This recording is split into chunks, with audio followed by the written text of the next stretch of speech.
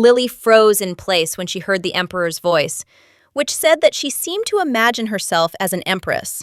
The Marquis was taken aback and declared that news had reached him that his foolish daughter had treated them unfairly, and he wished to offer his deepest apologies. Usanil looked at them intently, but said nothing. At that very moment, the emperor declared that this would not do, since the lady did not consider it necessary to greet those to whom she needed to apologize. He said that she seemed to be ignorant of etiquette, and he wanted to teach her a couple of lessons, at which point his knight drew his sword from its sheath. The emperor looked at the Marquis and asked what he would say.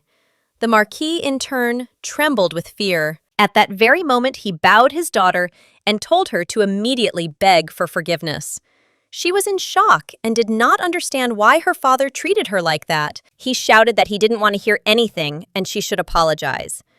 The young lady approached her sister, as she didn't like the situation. Usanil looked closely at her sister, who was scared. The young lady called her sister. But at that very moment, Usanil, with a smile, told her sister that she didn't need to worry, as she would sort everything out. She quickly walked up to the emperor and asked him to stop.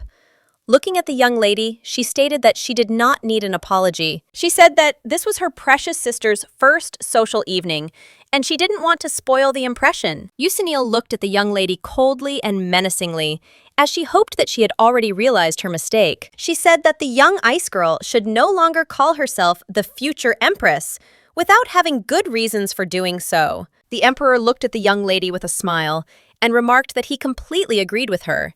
But he stated that if something like this happened, they would not escape punishment. Meanwhile, the young man stood quietly to the side, but he heard all the whispers of the aristocrats who were discussing this topic. They said that young Usanil seemed to have become the emperor's favorite. At that very moment, the young man turned his gaze to the young lady. He was curious about who she was, as he had heard many whispers about her, but today he saw her. After some time, the young lady was walking slowly through the garden, as she found it difficult due to the huge crowd around the emperor. Usanil was puzzled, as she had hardly managed to slip away from there unnoticed. Some time ago, she quietly told the emperor that she wanted a drink. He quickly replied that he would immediately bring her some water. A moment later, the young league was taken aback, as she noticed the man, but at the same time, she was worried that she could be alone in this place. She knew that noble gentlemen rarely attended social events dressed like this. She wondered if he was also disgusted by the whole masquerade. Meanwhile, the young man was puzzled, wondering when the masquerade would end. She sighed because she understood him. But at that very moment, the wind blew, and she saw his face sideways. The young lady was taken aback for a moment, but at that very moment she recognized the young man. And without wasting a minute, the young lady ran up to the stranger and asked if it was Dr. Worthing in front of her. Shine. He looked at her in surprise and asked if she really knew who he really was. Usanil was shocked and could not believe that the doctor himself was standing in front of her. She was lucky to meet a scientist who became famous throughout the empire, because before his research, people did not perceive magic as a science at all. He was able to prove that there are many dimensions in the universe that are connected by an invisible, magical thread. He also convinced everyone that creatures like dragons and fairies were quite real, only they lived in other worlds. To her, he was a great man, but he rarely appeared in public, so she decided to ask him a few questions about his work. After some time, the young people were talking enthusiastically about science and magic. The young man looked at her intently as he saw a like-minded person, and she stated that she had read all of his works. They discussed these materials heatedly for some time. At that very moment, the maid passed by them and noticed that all the aristocrats were strange. Meanwhile, the young lady was hastily writing down everything she heard from him, and at the same time, she said that he was simply a genius. He looked at her with a smile and said that he had heard that the next leading figure in science was destined to write an article. He noticed that her hard work, perseverance, and unconventional approach were truly amazing. She was taken aback when he learned her name, which she did not say. A moment later, the young lady introduced herself and stated that she was in charge of a research project. He greeted her back with a smile. At the same time, he asked how she recognized him, since he was not one of those people who showed themselves in public, and few people knew about him. The young lady stated that there was a photograph of him under one article, and after some time, the young lady learned that he had come to the estate to be sad. He looked at her with a smile and asked her not to tell anyone about their meeting, while the lady assured him that he did not need to worry. Worthing glanced sideways into the distance and noticed that everyone was already looking for the young lady. At that moment, he said goodbye to her. But the young lady stopped him and asked if he would like to meet at a city cafe the following weekend. He was surprised by this, but she assured him that they could reserve a separate room and continue their discussion in a private setting. Yusinil said that she still had a lot of questions that she wanted to ask him. At that very moment, the young man said with a smile that he would gladly accept her proposal. The young lady was incredibly happy about this. Meanwhile, the emperor quietly watched them from afar. He saw how his beloved was happily talking with some young man. At the same time, he did not like this scene, since his beloved was giving her unique smile to another man. Sometime later, the reception ended, and the young people returned back. Yusinil was a little puzzled, as she saw that her companion was not in the mood. She knew something was wrong because he hadn't said a word during their trip. Her sister fell asleep and was taken away in another carriage, so the young people were left alone. She thought that he would stick to her like a bath leaf, but for some reason he sat down, on the contrary, further away from her. She understood that this was not like him at all. Yusinil, looking at her companion, timidly asked if he was angry with her. He looked at her intently, but at the same moment said that she should not say such nonsense. She was taken aback because she did not understand why he said such a thing. At the same moment, he asked how he could be angry with her. The emperor said that she was his greatest treasure, the one and only. He said with a smile that she, knowing this better than others, still said such cruel things. The young lady looked intently at her companion, for she recognized his look, and it made her freeze. And then she felt a burning cold and an indefinable desire, as if she were drowning in the pool of his eyes without offering even a bit of resistance. He said he was afraid she would start liking her light hair more than her dark hair, and that someday she would give her dazzling smile to someone else. He said he was afraid because she could leave him at any moment, and he didn't know when it would happen. She didn't understand how he could love her so much. She did not understand how he could belong to only her in sociology. He said that she was his whole world, and at the same time, he showed her all his passion. The young lady wanted him to calm down a little, but he, in turn, kissed her back with even greater passion. She sighed heavily and asked him to give her some rest. He asked in surprise why she broke the kiss. He wanted her not to push him away, and for this reason, he begged her. Yusinil sighed heavily, as she realized that her companion was simply a fool. She pulled him closer to her and declared that he had gotten it all wrong again, and she pulled away not because she didn't like him, but simply because she couldn't breathe. He looked at her with tears in his eyes in a way he had not expected. Yusinil stated that he kissed her so fiercely that she had difficulty even breathing. He stated with bewilderment that she could just breathe through her nose. The young lady was shocked. She said that she tried. Looking away from him, she stated that this was her second kiss, and she did not understand how to do everything correctly. At that very moment, he declared with a grin that she couldn't do everything. She said that she had never kissed anyone before him, and there was nothing surprising about that. Tesfalun, with tears in his eyes but with a joyful smile, declared that he was very happy. He said that he could not understand whether she was crying or laughing, but he was glad that only he knew her from such sides, because she always gave the impression of an ideal and collected young lady. Tesfalun looked intently at his companion and asked her to be just as meek and gentle with him. She pulled away from him and asked him sheepishly if he could just wipe his tears and stop being childish. He said that she, on the contrary, behaved strictly like a ruler. He did not understand why this was happening, but he thought that love was to blame for everything. The young lady thought about his words for a moment. She saw him first cling to her and throw a tantrum, and then smile as if nothing had happened. She had no idea whether it was love or not, but at that moment all her thoughts evaporated as the emperor called her. She looked at him intently. As she thought his lips were sweet, without wasting a minute, she kissed him tenderly. Sometime later she sat quietly, lost in her thoughts, as the emperor declared that he was afraid of losing her because he loved her. She was afraid to reciprocate his feelings. She knew whether she loved him or not. Moments later, the young lady was taken aback as she heard her friend calling her. Oren looked at her intently and stated that she had come to her to share important news. But her friend was in the clouds. The young lady was taken aback and said with a smile that she was listening to her attentively. But at the same moment, she asked her friend about something she had talked about earlier. A moment later, she greeted her friend with a smile as the head of the family, and she did not forget to congratulate her on the joyful event. Orin told her friend that she had some credit for this, because she had previously said that her sister did not need to apologize, and her father was seriously scared. She sighed and stated that he most likely thought that this time his daughter would definitely lose her head. He spoke with the emperor and decided to resign.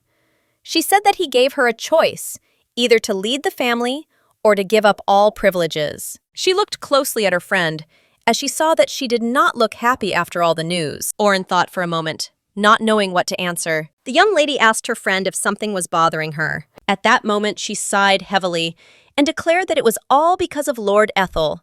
She told her friend that she probably noticed that she was not indifferent to him, but she understood that they would hardly be able to be together, since she had inherited the title, and he could inherit his from his father. She sighed and stated that her future husband would have to become a member of her family and renounce his own surname, so the young duke would not agree to this. Yusinil told her friend that she could give up her title in favor of her fiancé, but the young lady stated that she would simply find another groom. She didn't want to sacrifice everything for her lover. And on top of everything else, she didn't believe in love until her last breath.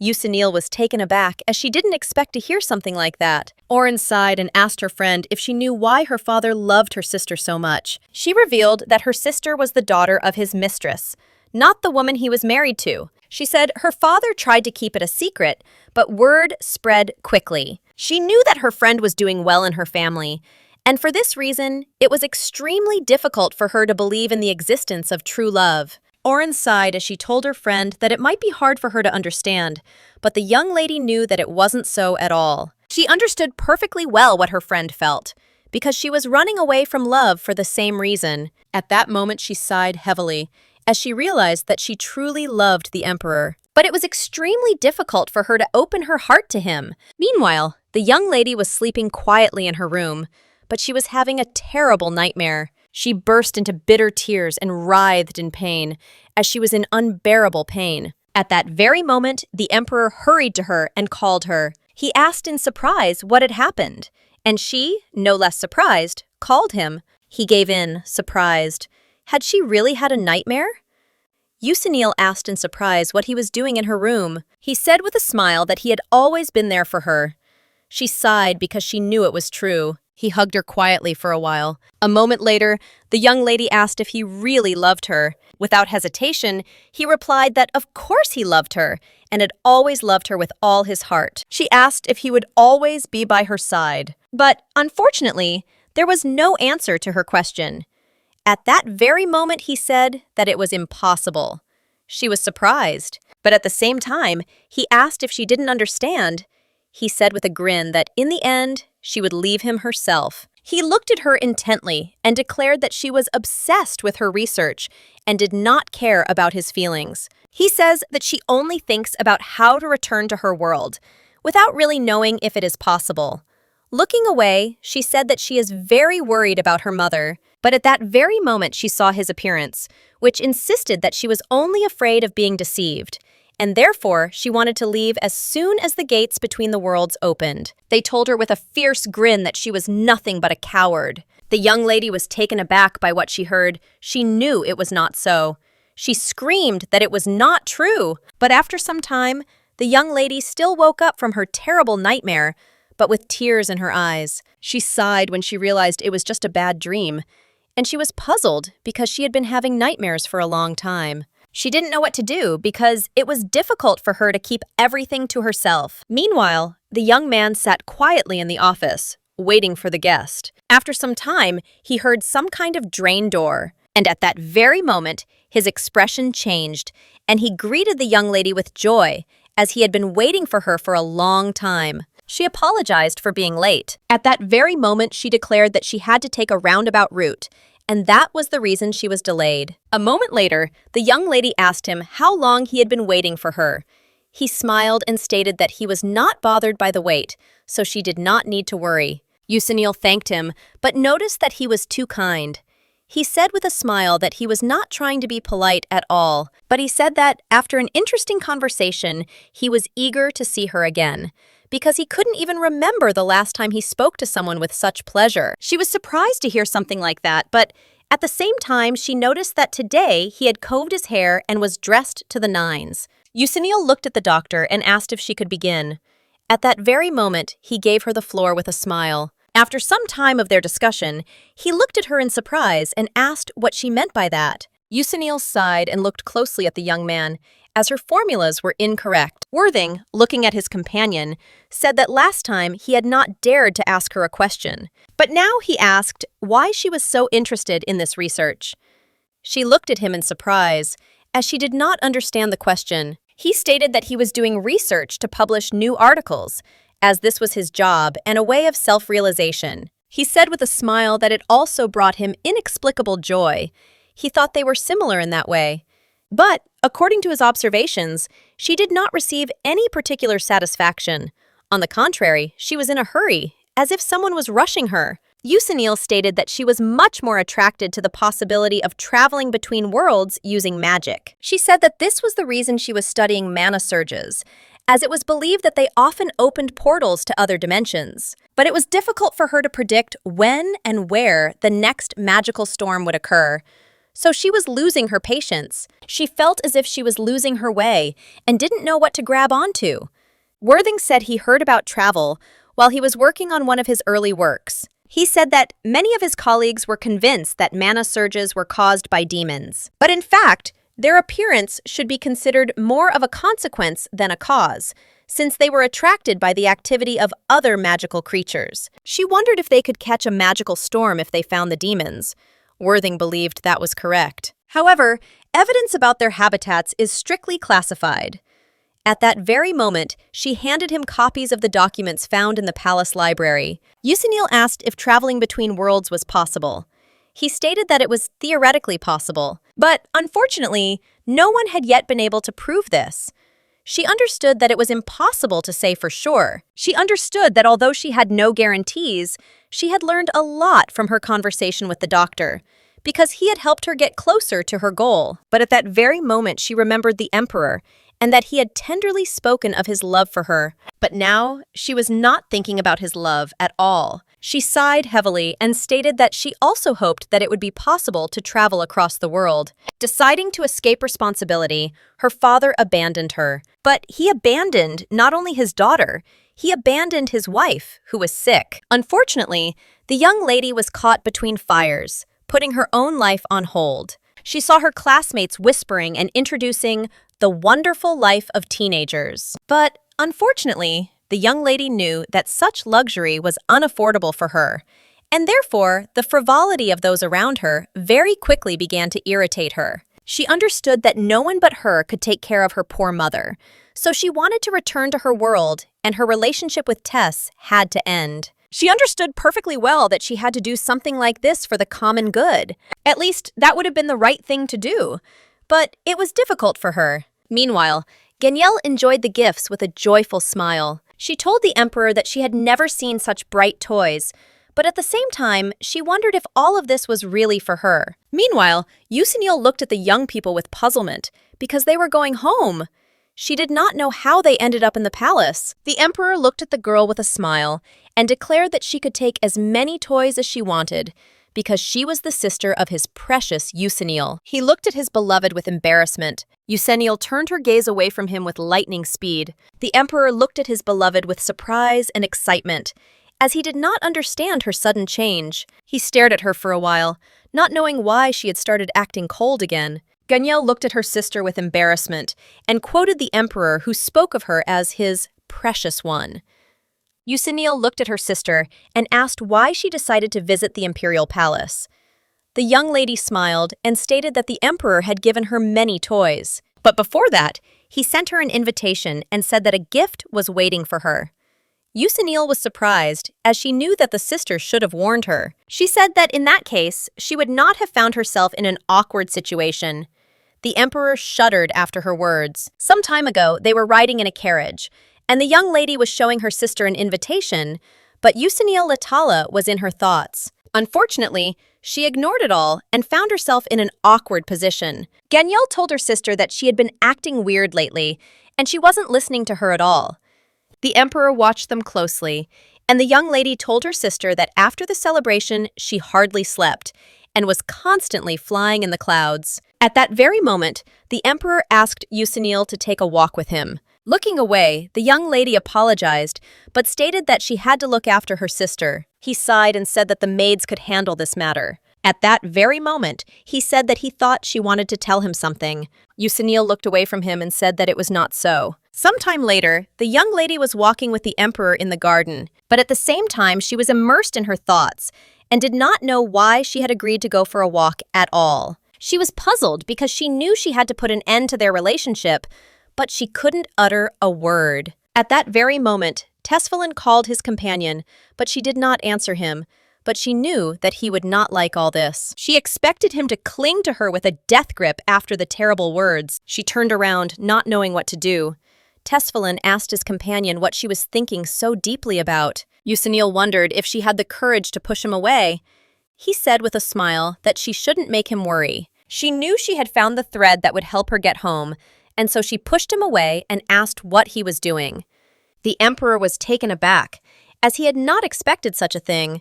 But at that very moment, she turned around and declared that she was going to draw a line between them. He asked her in surprise why she would do something like that, and at the same time he asked if it was all because of the gifts he had sent her sister. He said that it was her fault and asked for forgiveness. But the young lady did not know what to answer him. She did not know if he would believe her, who she was, and where she was from. She didn't know if he would believe it. She was very worried about her lonely mother. She was afraid that he wouldn't survive the fact that they were facing an inevitable separation. But at that very moment, Yusinil could not bear it any longer and, bursting into bitter tears, wondered what if she never returned to her native dimension. Sometimes it seemed to her that the nightmares tormented her because of an oppressive feeling of guilt towards her mother, for the fact that she was quite happy in the new world without her. Yusinil understood that the emperor would not understand her anyway, and at the same time, she knew that no one in this world would understand her. She knew that all she could do was stick to her original plan. But at that very moment, the emperor asked her not to leave. Yusinil knew that she couldn't stop halfway because she didn't know what would happen next. For this reason, she didn't want to take any risks. At that very moment, the emperor asked if she had stopped liking him. She sighed and declared that it was so. At that very moment, the emperor said that he loved her. Yusinil was puzzled and mentally asked him not to complicate things. She was scared and anxious at the very thought of the future. But she immediately forgot about it when she heard his voice. She knew that she was afraid of love, but next to him, she could overcome her fear. Meanwhile, the young scientist found one clue. He was surprised and pleased, because thanks to the lady's calculations, he was able to figure out that the next magical storm would happen on the mountain very soon. He understood that this news would certainly make her happy, but in the meantime, the young lady, unable to withstand the pressure of tenderness, kissed her lover. After a passionate kiss, the young man pulled away from his beloved and tremblingly called out to her. She stared at him for a moment, tears streaming down her face. After a moment, he couldn't stand it anymore and hugged her tighter. After that day, much changed. She took part in a meeting of noble families, and the entire aristocracy learned about her closeness with the emperor. As a result, the arrogant noble offspring stopped picking on her sister. Recently, her sister found friends at the academy and successfully integrated into the student body. She happily left her friends and ran to her sister. She was glad to see her sister after a day of separation. Yusinil asked her sister with a smile why she came so often.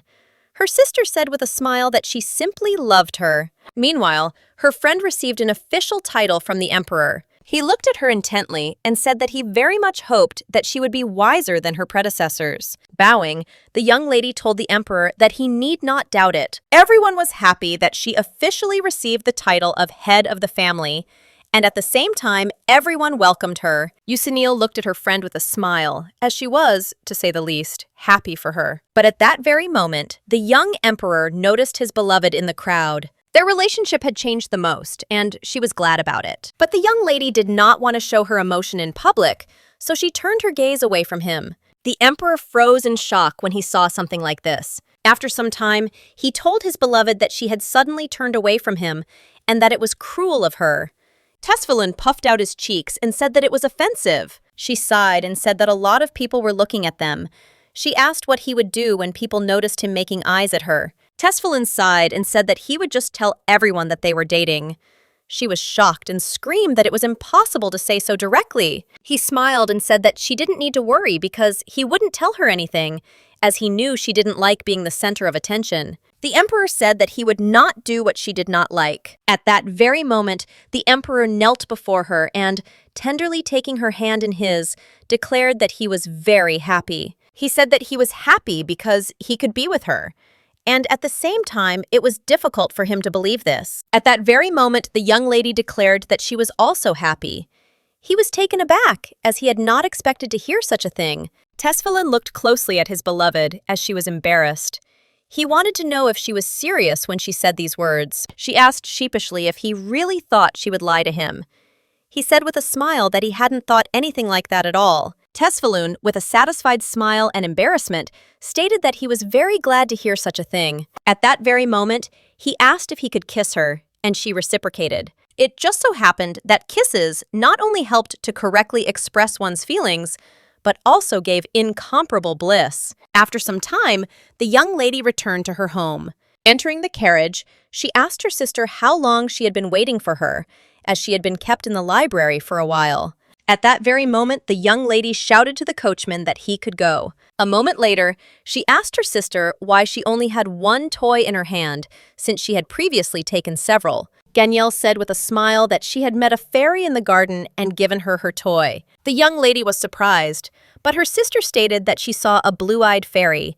Yusinil wondered who it really was. She thought it might be a new maid or a friend, so she wanted to meet the emperor and ask if he knew anything about it. After some time, they returned to the estate. The maid reached for the young lady's books, but at that moment, she shuddered.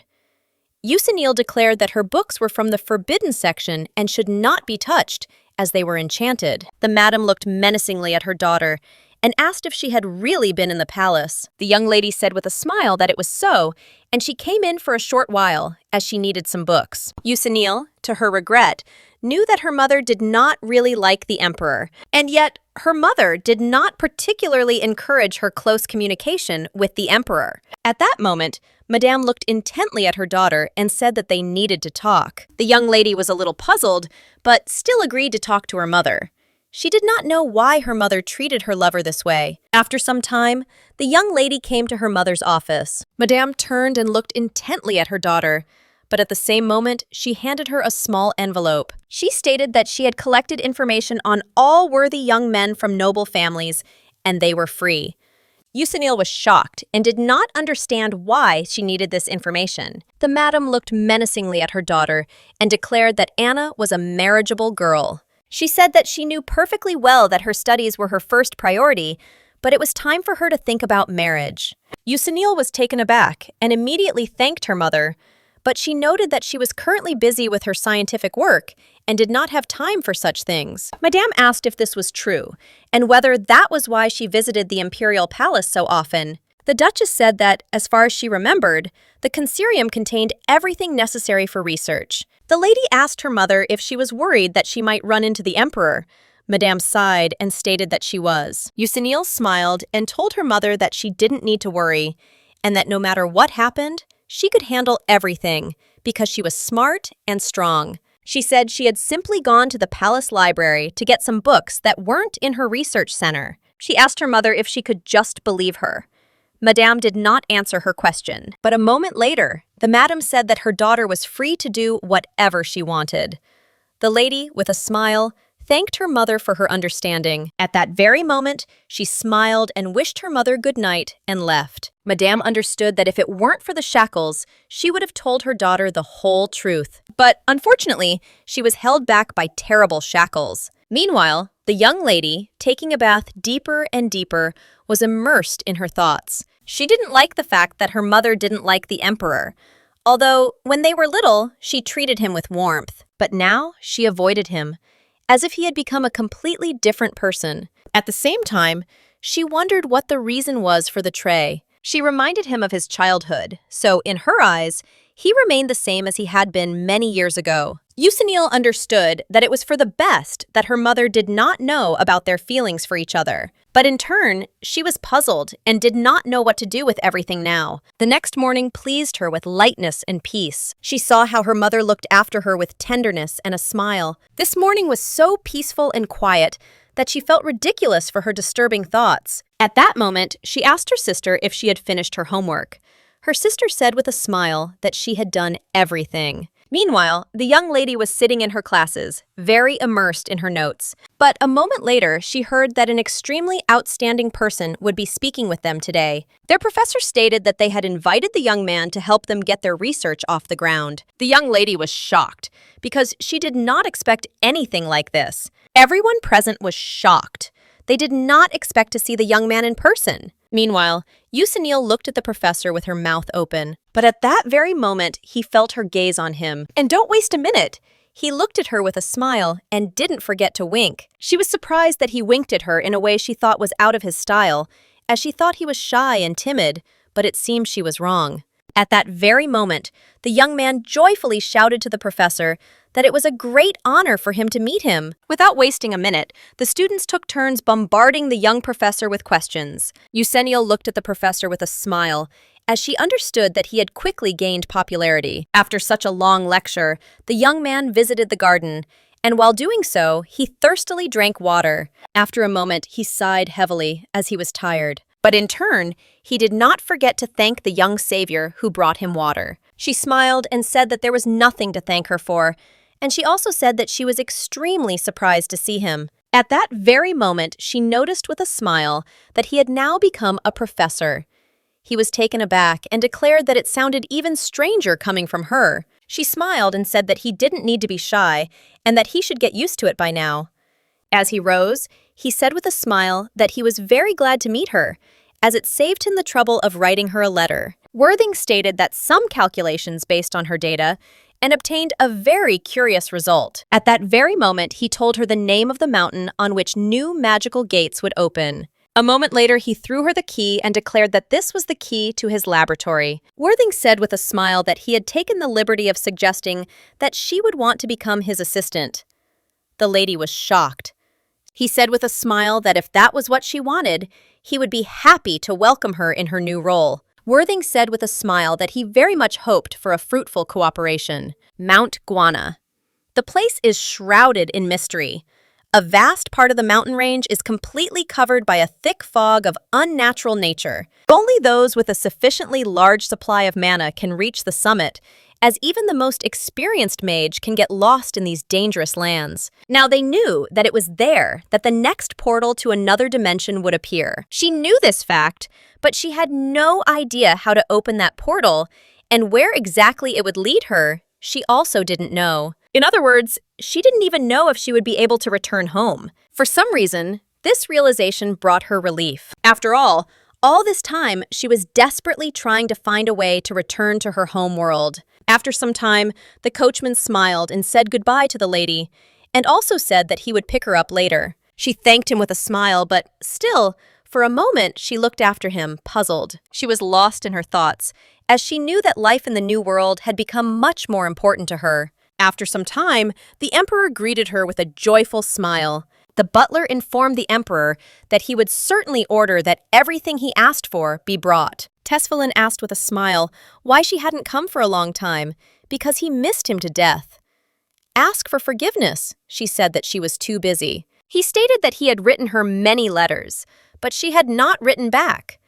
She said that she wanted to talk to him in person. Usanil said that they got a new project, and now she has more to worry about. He looked at her intently, as if he knew that she was very busy. At that same hour, the emperor declared that he would like to spend at least one day with her.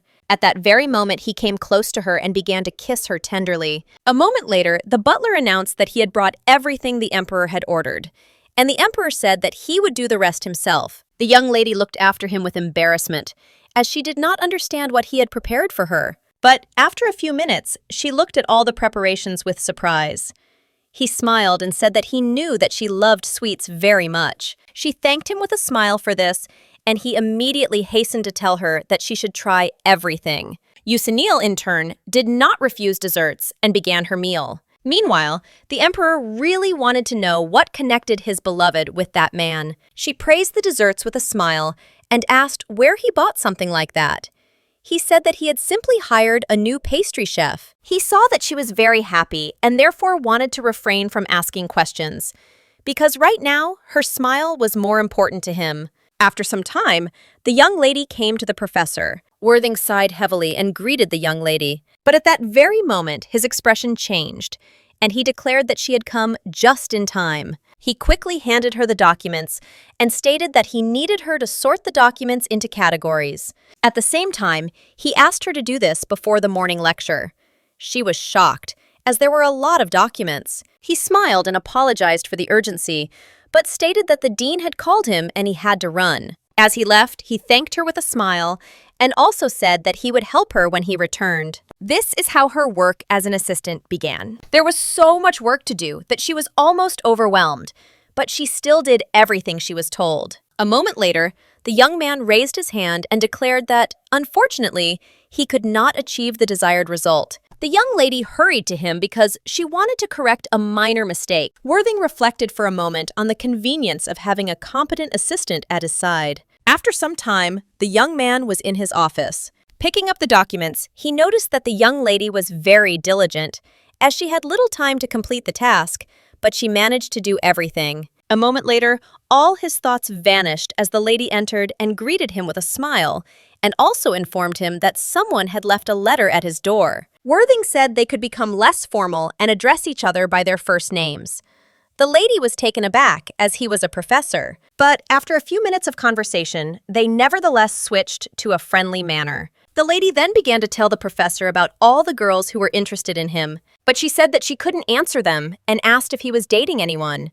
He just laughed. But a moment later, he asked if she was dating anyone. He stated that she probably had a lot of admirers, so he asked if she had anyone in mind. She looked away from him, embarrassed, because she didn't know what to answer. The young man looked at her intently, as he did not hear an answer. But at the same time, he really hoped that she had no one. For a while, the young lady practiced fencing with her childhood friend. She dealt him blow after blow with ease. But a moment later, she asked him in surprise what had happened to him, as she had difficulty finding the schedule for the training. She was a little upset that he couldn't concentrate, and she said that if he didn't pull himself together, she would leave. Ethel sighed heavily and stated that it was all his fault, and also suggested that she finish training. He asked for forgiveness, but at that very moment, he saw his friend offer him her hand. She looked at him intently and said that something was clearly bothering him.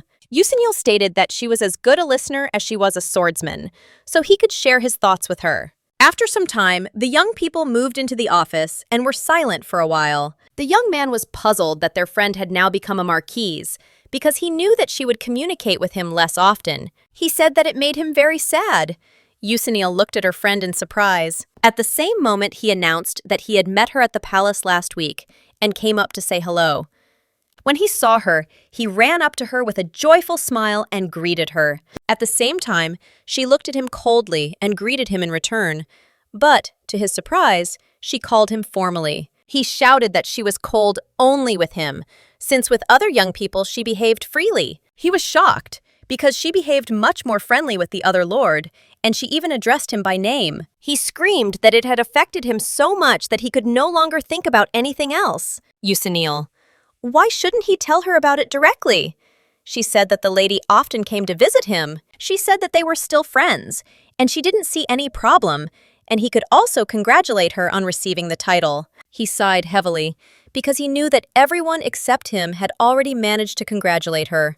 Usanil said that he could take the opportunity to ask what kind of man was accompanying her, since it was possible that the lord could be under the face, and he could win the heart of a lady for the sake of wealth and a solid status. Edel shouted to his friend that she was right, and as her friend, he could not allow this to happen. The young lady, in turn, looked away from her friend as she knew that something more was involved. After some time, Eusenil returned home. Entering the room, she saw her sister, who greeted her with a smile. At that very moment, she rushed to her sister and hugged her tightly. Ganyel was in shock, as her sister smelled of alcohol. Ganyel asked her sister if she hadn't gone to training. The young lady looked at her sister with a smile and asked if she knew how much she loved her. Etel sighed heavily and asked his friend for forgiveness for everything. He sighed and declared that he and his father did not dare to object to the emperor. Namely, when he made the decision to exile her family. So this story still troubled him. Ethel said in a loud voice that he was very sorry that everything had happened this way. She said with a smile that he was not to blame for anything. Although she had to endure a lot in exile with her family, now everything is fine. She said with a smile that the next time they saw each other, he should not forget to tell her how their mutual friend was doing. Ethel was surprised by such words, but at the same time happy. After some time, the young lady returned to her room. She was puzzled, as she had no idea what was going on in her friend's soul. Now she understood that he felt guilt, self-flagellation, a heavy burden of responsibility. At the same time, all of this was familiar to her because it was all an integral part of her past life. A moment later, she turned around, not noticing how it had started to rain. She thought for a moment about her friends who loved each other, but she didn't know what happened between them. But she hoped that everything would work out. At the same time, the emperor was shouting angrily at his butler and telling him to leave immediately. He was furious because his beloved had found time for a friendly duel and was drinking wine with him. He knew he had had enough, and at the same time, he wanted to get rid of him immediately, since he didn't want to let anyone near his precious beloved. After some time, the professor finished his lecture, but he also asked who would like to plant radiata radiata in their garden. Eusenil raised her hand, and the professor smiled and praised her, telling her that she should come into his office. Eusenil said with a smile that she would be very happy to come to him. After some time, the young lady held a beautiful flower in her hands. She thanked the professor with a smile and said that she would take care of her. She was happy because this flower was somewhat reminiscent of the weeping lily that she had liked very much in her past life. She was glad to see such a flower because it is extremely rare in their latitudes. The professor said with a smile that he was pleased to hear such a thing, and at the same time, he knew that the flower was in very good hands. Moments later, he asked the young lady to take the book to the temple, as the book in question should be kept in the church library, not theirs. After some time, the young lady slowly carried the book, knowing that she had read countless books, but had never seen anything like it. The Temple of Light was built in honor of the legendary god Lux. His shrines were numerous throughout the continent, but the largest was located in the capital of their empire. She wanted to know what the book was about, but she knew she wouldn't find out anything because it was written in an ancient language. But a moment later, the young lady froze in shock as she saw what was inside the book. Worthing, meanwhile, was collecting his thoughts, as he wanted to invite the lady to a dinner party. He wanted to know if she would refuse him if he asked her to accompany him, but he realized that all his questions were too straightforward. But a moment later, all his thoughts vanished as the young lady burst into his office like a whirlwind. He was surprised, as he assumed she was in class, but the lady stated that she had been let out early. A moment later, she told the professor with a smile that she would take one thing from him. She knew that with the help of an enchanted magnifying glass, she could decipher any text with ease. A moment later, she thanked him and rushed on about her business. Worthing tried to stop her, but to his regret, it was all in vain, as she quickly left, and he did not have time to tell her about the social reception. Eusenil, in turn, hurried to her home, as she wanted to find something important in the book. She knew she had to try to figure out what exactly was in the book. That same evening, she quickly examined the book with a magnifying glass, but did not understand what the problem was. She was puzzled, as she knew that text was supposed to appear on the pages. But to her regret, instead of a new text, she saw that all the letters had turned black. She raised the issue that if she was unable to read the book with the magnifying glass, she would have to return it to the temple. The next morning, the young lady went to the temple. She had no idea that she would wander aimlessly around the temple site in Togo just to hand over the book and go about her business. Unfortunately for her, everyone she met only showed her the way. Eusenil was puzzled, as she understood that she had been in the temple for a long time. But after a moment, she turned around, as she saw a large image of God. She stared at the image for a moment, not looking around. At that very moment, Khaleesi approached the young lady and greeted her and asked how he could help her. She smiled and said that she had brought a book. Khaleesi asked if she liked the painting. She said with a smile that it was so, and in this image, the side turned out incredibly beautiful, and she admired the picture and lost track of time. At the same moment, she was upset and said that this painting somehow reminded her of something else. It depicted the first emperor, who was extending his hand to some black figure, and to this day, she was at a loss to guess who it could be. He said with a smile that he understood her.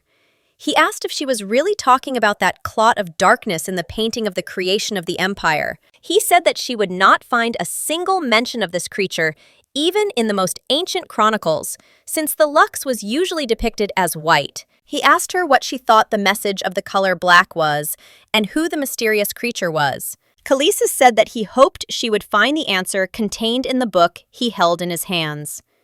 At that moment, he poured out sacred water that could help decipher the ancient text. Khaleesi stated that as long as she didn't evaporate, she would be able to read this. The young lady was shocked. Khaleesi asked with a smile if she would like to take a look. A tiny darkness covered the entire world, turning people to evil, once its continuation had neither a name nor even a specific form.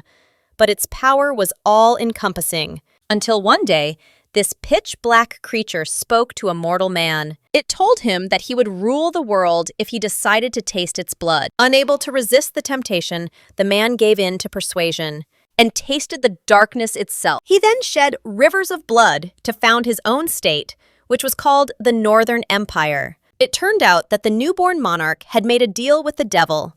From that very time, not only the right to the throne was passed down from generation to generation in the imperial family, but also terrible curses, as well as power capable of plunging into horror the very existence of people. Her descendants will never be able to free themselves from the shackles of evil spirits and will forever remain under her total control. After reading this book, the young lady froze in shock. For some time afterward, she still wondered if everything she had read about was true. She knew that what she had been told was not a lie, so she wondered if her lover had also been touched by the curse. But in turn, she wondered who the man was who had given her the book. She wanted to know how he knew what she was talking about. Worthing approached the young lady and noticed that she was somewhat listless. He asked if she had caught a cold. She said with a smile that it was not that simple.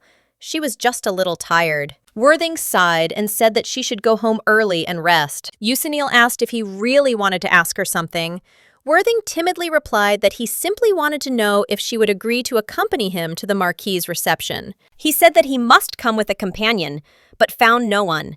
But at the same moment he was taken aback, as the young lady said that she could go with him. Usanil smiled and said that she would be happy to go, but he was puzzled by her condition. Usanil said with a smile that she was fine, and that by the evening she would be as good as new. That same evening, the young man stood quietly at the young lady's estate and waited for her. Usanil approached him and said with a smile that it was very kind of the Duke to agree to lend him the carriage. He was taken aback when he saw the young, beautiful lady.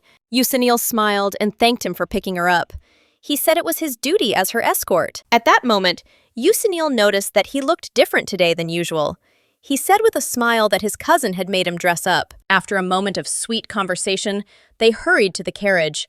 But at that very moment, the young man shuddered, as a roar was heard behind him. He was puzzled and did not understand where the lightning came from on such a quiet evening. After some time, the young people entered the hall, and everyone froze in surprise, as they did not expect that the lady would be accompanied by such charming gentlemen. Everyone started whispering actively, as this was not the first time they had seen the young man. Worthing greeted everyone with a smile and introduced himself, stating that he was the Duke's brother. At the same moment, he stated that at the moment he was working as a professor at the academy. A moment later, the Marquis called the young man with a joyful smile. Worthing greeted the Marquis with a smile.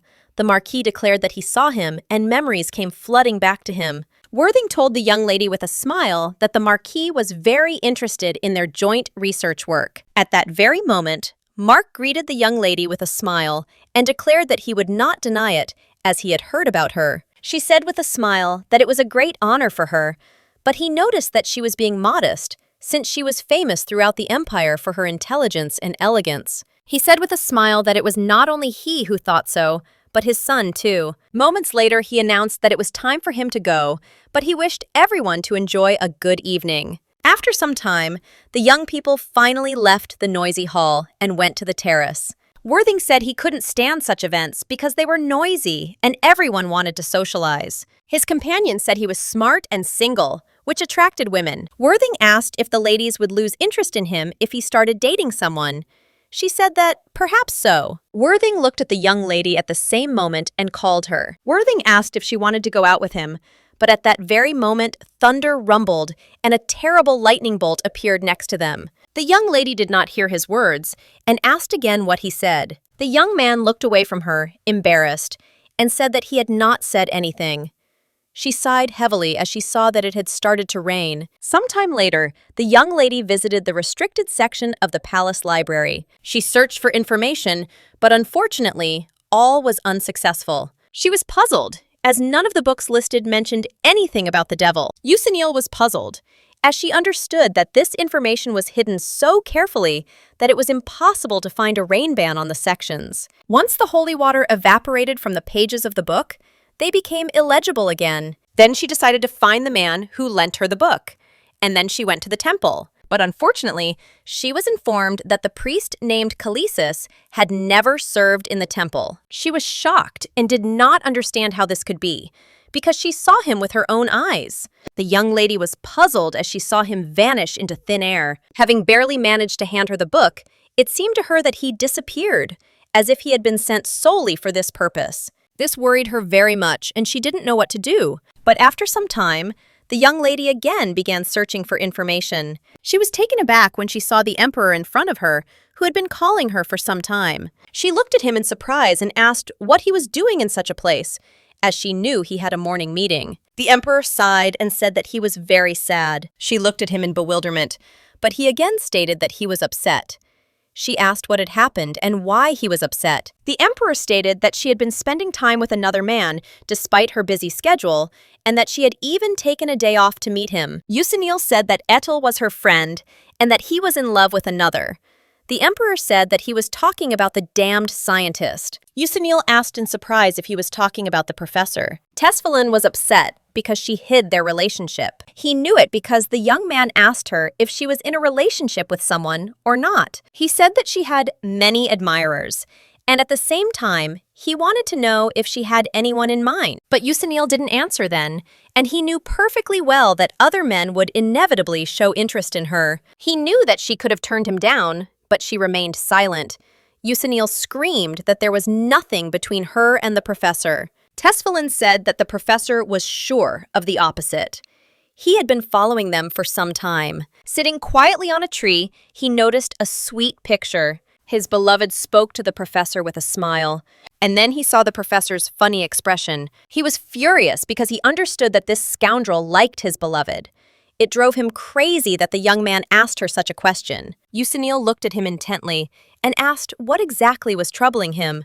Usenil said that even if the professor was in love with her, it didn't matter, because she didn't have any feelings for him. She approached her lover and stated that if he asked if she was considering him as a romantic partner, she was not. Usenil told the emperor that he was the one and only for her. Usenil said that from now on, she was not interested in other men, so she wanted him to believe her. At that very moment, she pulled away from him, waiting to see what would happen next. At that very moment, the emperor grabbed his beloved by the hand and pulled her towards him. Without a moment's hesitation, he passionately kissed his beloved. The young lady was a little surprised, as she did not expect such a thing. In a moment of passionate kiss, he spun her around, and a moment later laid her on the table. She looked at her lover with embarrassment, but she tenderly called him by name. He couldn't resist, and at that very moment, he pounced on her with kisses. After a while, she wondered if it was normal that they were lying in the locked section of the palace library. She sighed and said that if anyone found them like this, they would be scared. Tesfalin smiled and said that she didn't need to worry, as he had locked all the doors so that no one would enter. She said with a smile that it was very thoughtful of him. Tesfalin stated that he could spend this time alone with her. For this reason, he did not want to see anyone else. At that very moment, she touched him tenderly and noticed that he had soft hair. He asked her if she liked his hair, and he also wanted to know what else she liked about him. She said that she liked his eyes, nose, lips. He asked with a smile what else she liked. Looking at her lover, she declared that she liked his face and voice. He wanted her to continue, but the young lady looked away from him in embarrassment, having already listed enough. Then he kissed her tenderly and, drawing back, declared that she was sweet.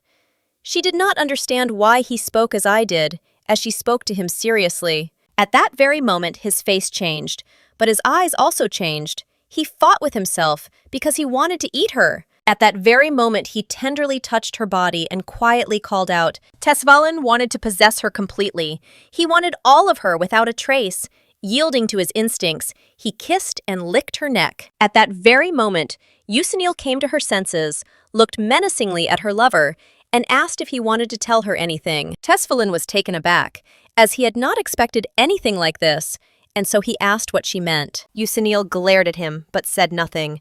But moments later, she asked if he thought she would never know about it. The emperor, in turn, froze in place in a daze. She said she thought they were close, and therefore he should have told her everything.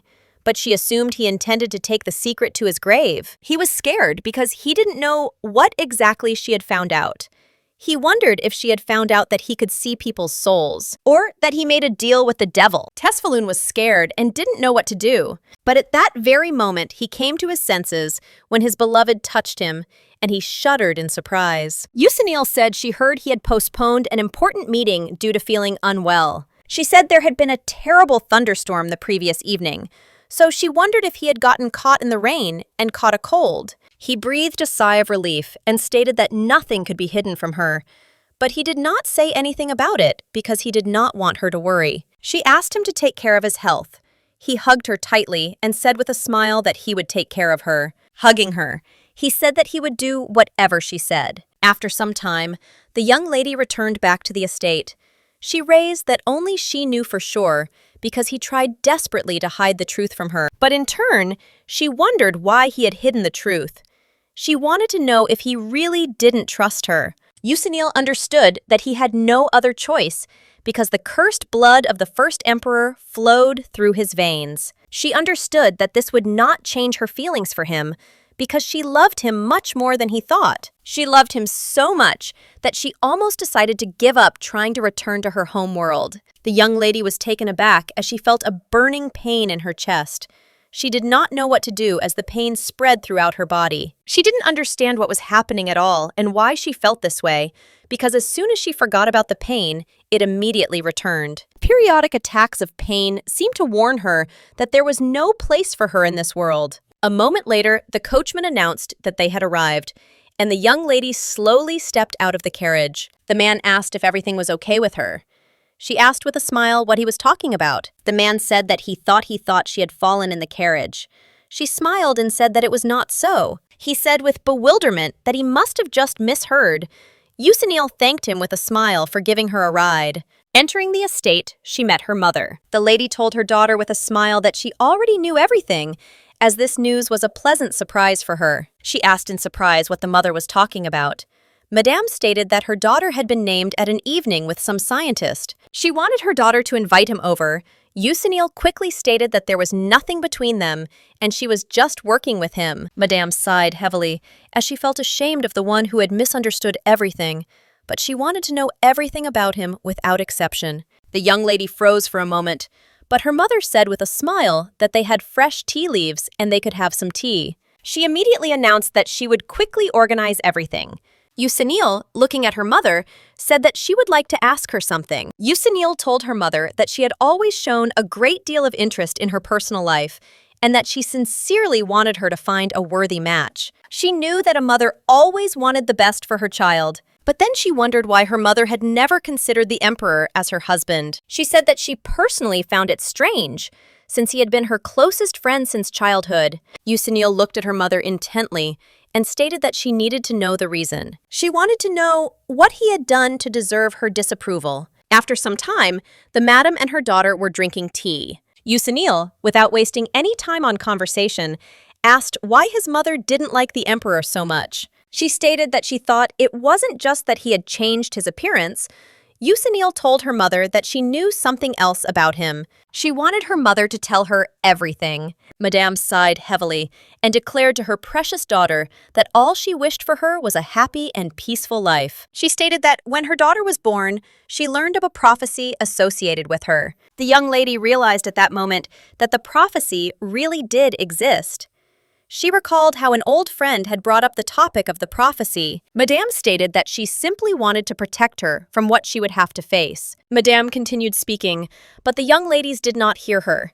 She anxiously asked her mother if she had a sore throat, since her voice had simply disappeared. The madam sighed and told her daughter that she was strictly forbidden to talk about it. The madam told her daughter that although she was her daughter, she also had her father's human blood flowing through her, which is why she could not interfere in her life. Yusinil asked if the emperor should have any influence on her future, something she could not tell her. Madame stated that this was so and that he was a threat. She asked with a smile, what kind of mother would expose her child to danger? At that moment, the young lady was taken aback. She came closer to her daughter and stated that she had no right to forbid them from seeing each other, but she would not want that. After all, that's what they were told.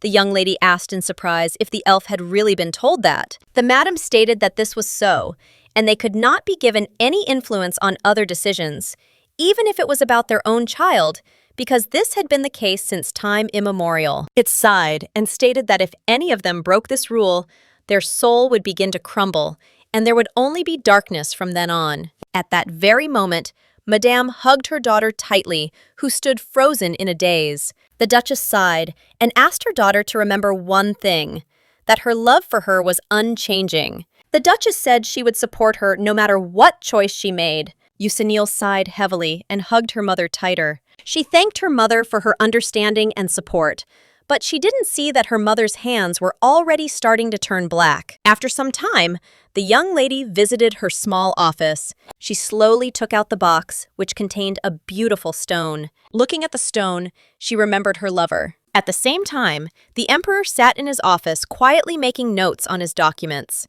But at that very moment, he was taken aback, as he felt the warmth of his beloved in the depths of his heart. Her touch was subtle, but gentle. Tesfalin wondered in surprise if she had thought of him again that night.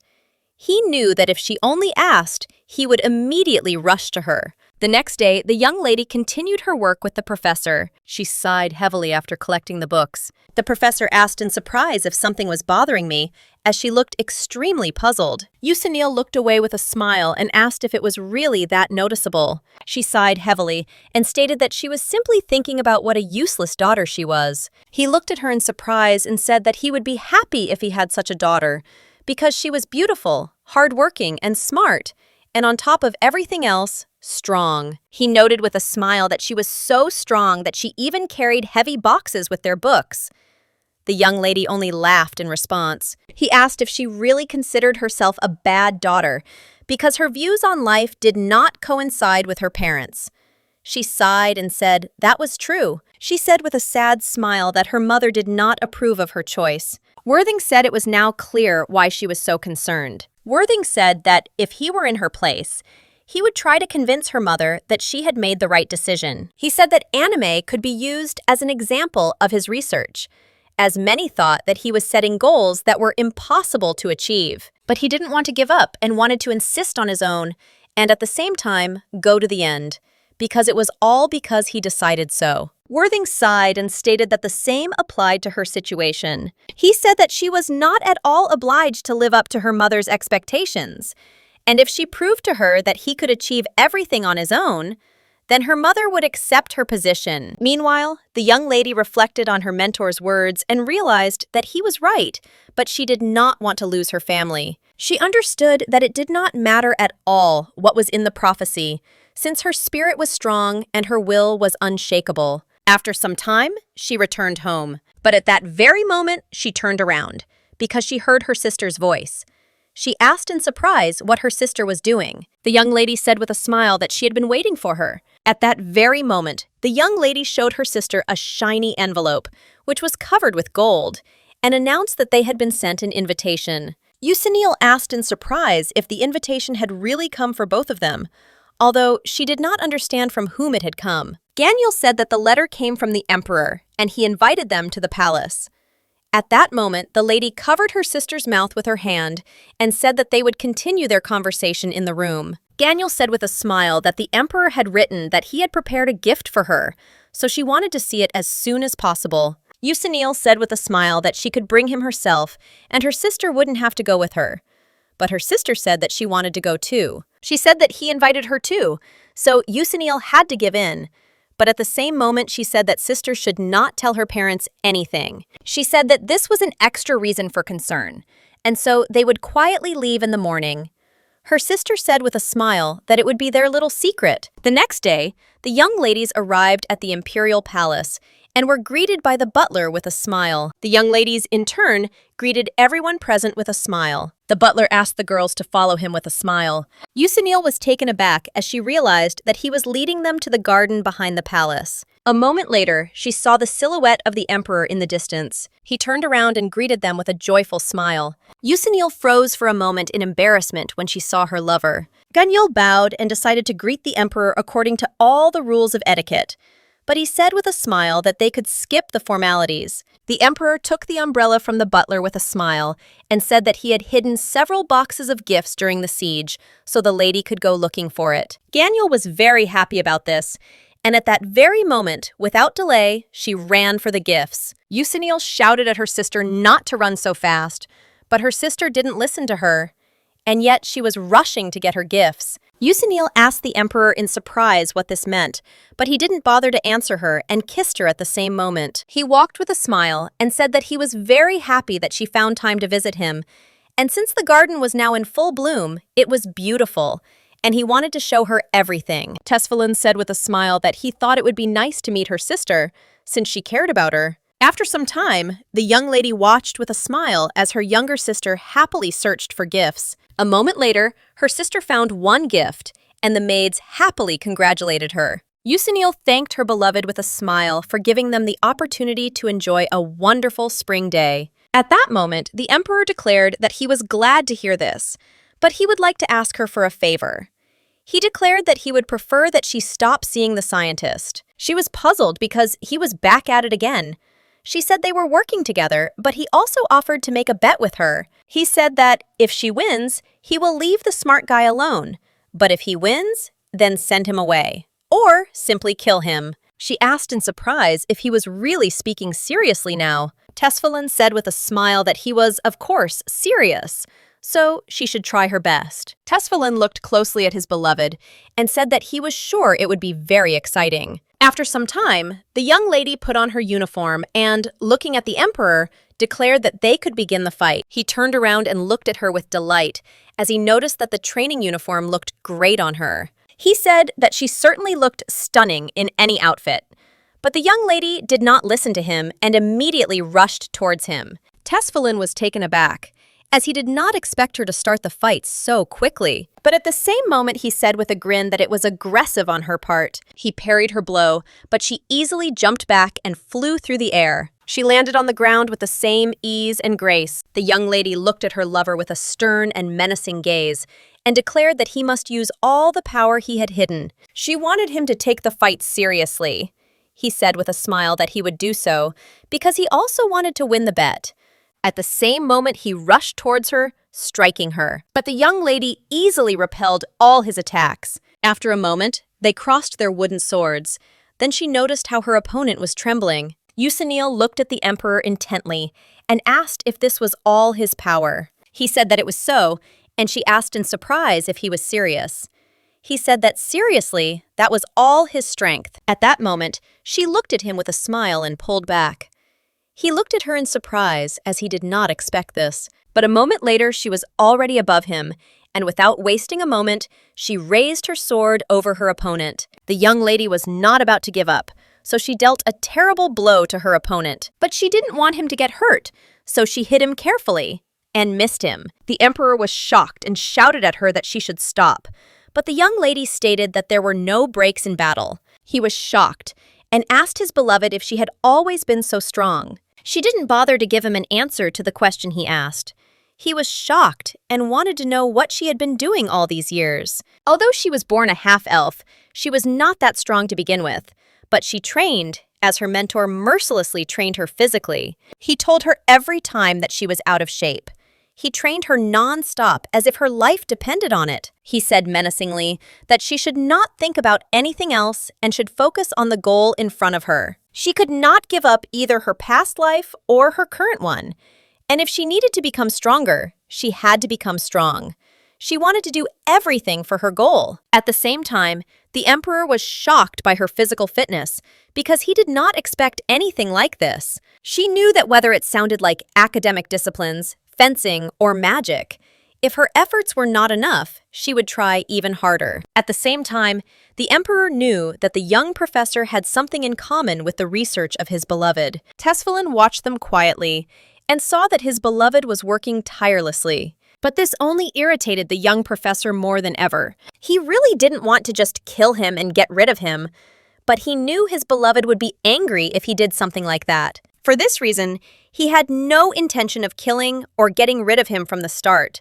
Instead, he planned to sacrifice one of his arms for the sake of a bet. It was a perfect plan on his part, as he assumed that his beloved would look after him. A moment later, he fell to the ground with a thud and declared that he was in pain. He thought so until he found out that she was stronger than it seemed at first glance. She told him to get up, as if the fight was not over, but he said that he was in pain and that his palm was especially painful. She said angrily that he wanted to fight her himself, but she was irritated because that was the limit of her strength. He was shocked when she beat him. She screamed that she had done something similar, and to teach him a lesson, at that very moment Tesfalin, with a smile, said that he gave up. As she left, she said she had won, and he had to keep his promise. Writhing in pain, he said she was evil. But he also stated that she did not touch his face because she liked it. He gasped as he felt shame, and if he had known in advance how everything would turn out, he would have simply shown her his body. Tesfalin said with a satisfied smile that if he showed her every part of his magnificent body, she would not beat him anymore. The young lady turned around and looked at him with embarrassment. Tesfalin began to stretch the threads on his shirt with a sick smile. He opened one eye, unable to wait for her reaction. But at that very moment, he was taken aback, as he saw that she was approaching him. At this, the lady was very embarrassed, but at the same time angry. He was taken aback and asked why she was walking towards him so frighteningly. He immediately said that he didn't know what he had done, but he was very sorry. At that very moment, he received from her. She understood that he definitely needed to say something, but she decided to put off all conversations until later. After some time, the young lady treated her lover's injuries. She stated that when people are romantically involved, it is very bad to spy on their every move, and he should know about it. Yuseniel stated that there was no need to overdo it in this matter. She knew that it was all because of her, but she was still angry. She wanted him to just stop being jealous of the men around her. He sighed heavily, as this was difficult to do. After a moment, he asked how long she was going to tease him before she enjoyed herself. Yuseniel said she had done everything, but he shouted that she should apply the medicine, she the other hand. But she said that he would figure out the rest himself. He said that he also had a bruise on his thigh.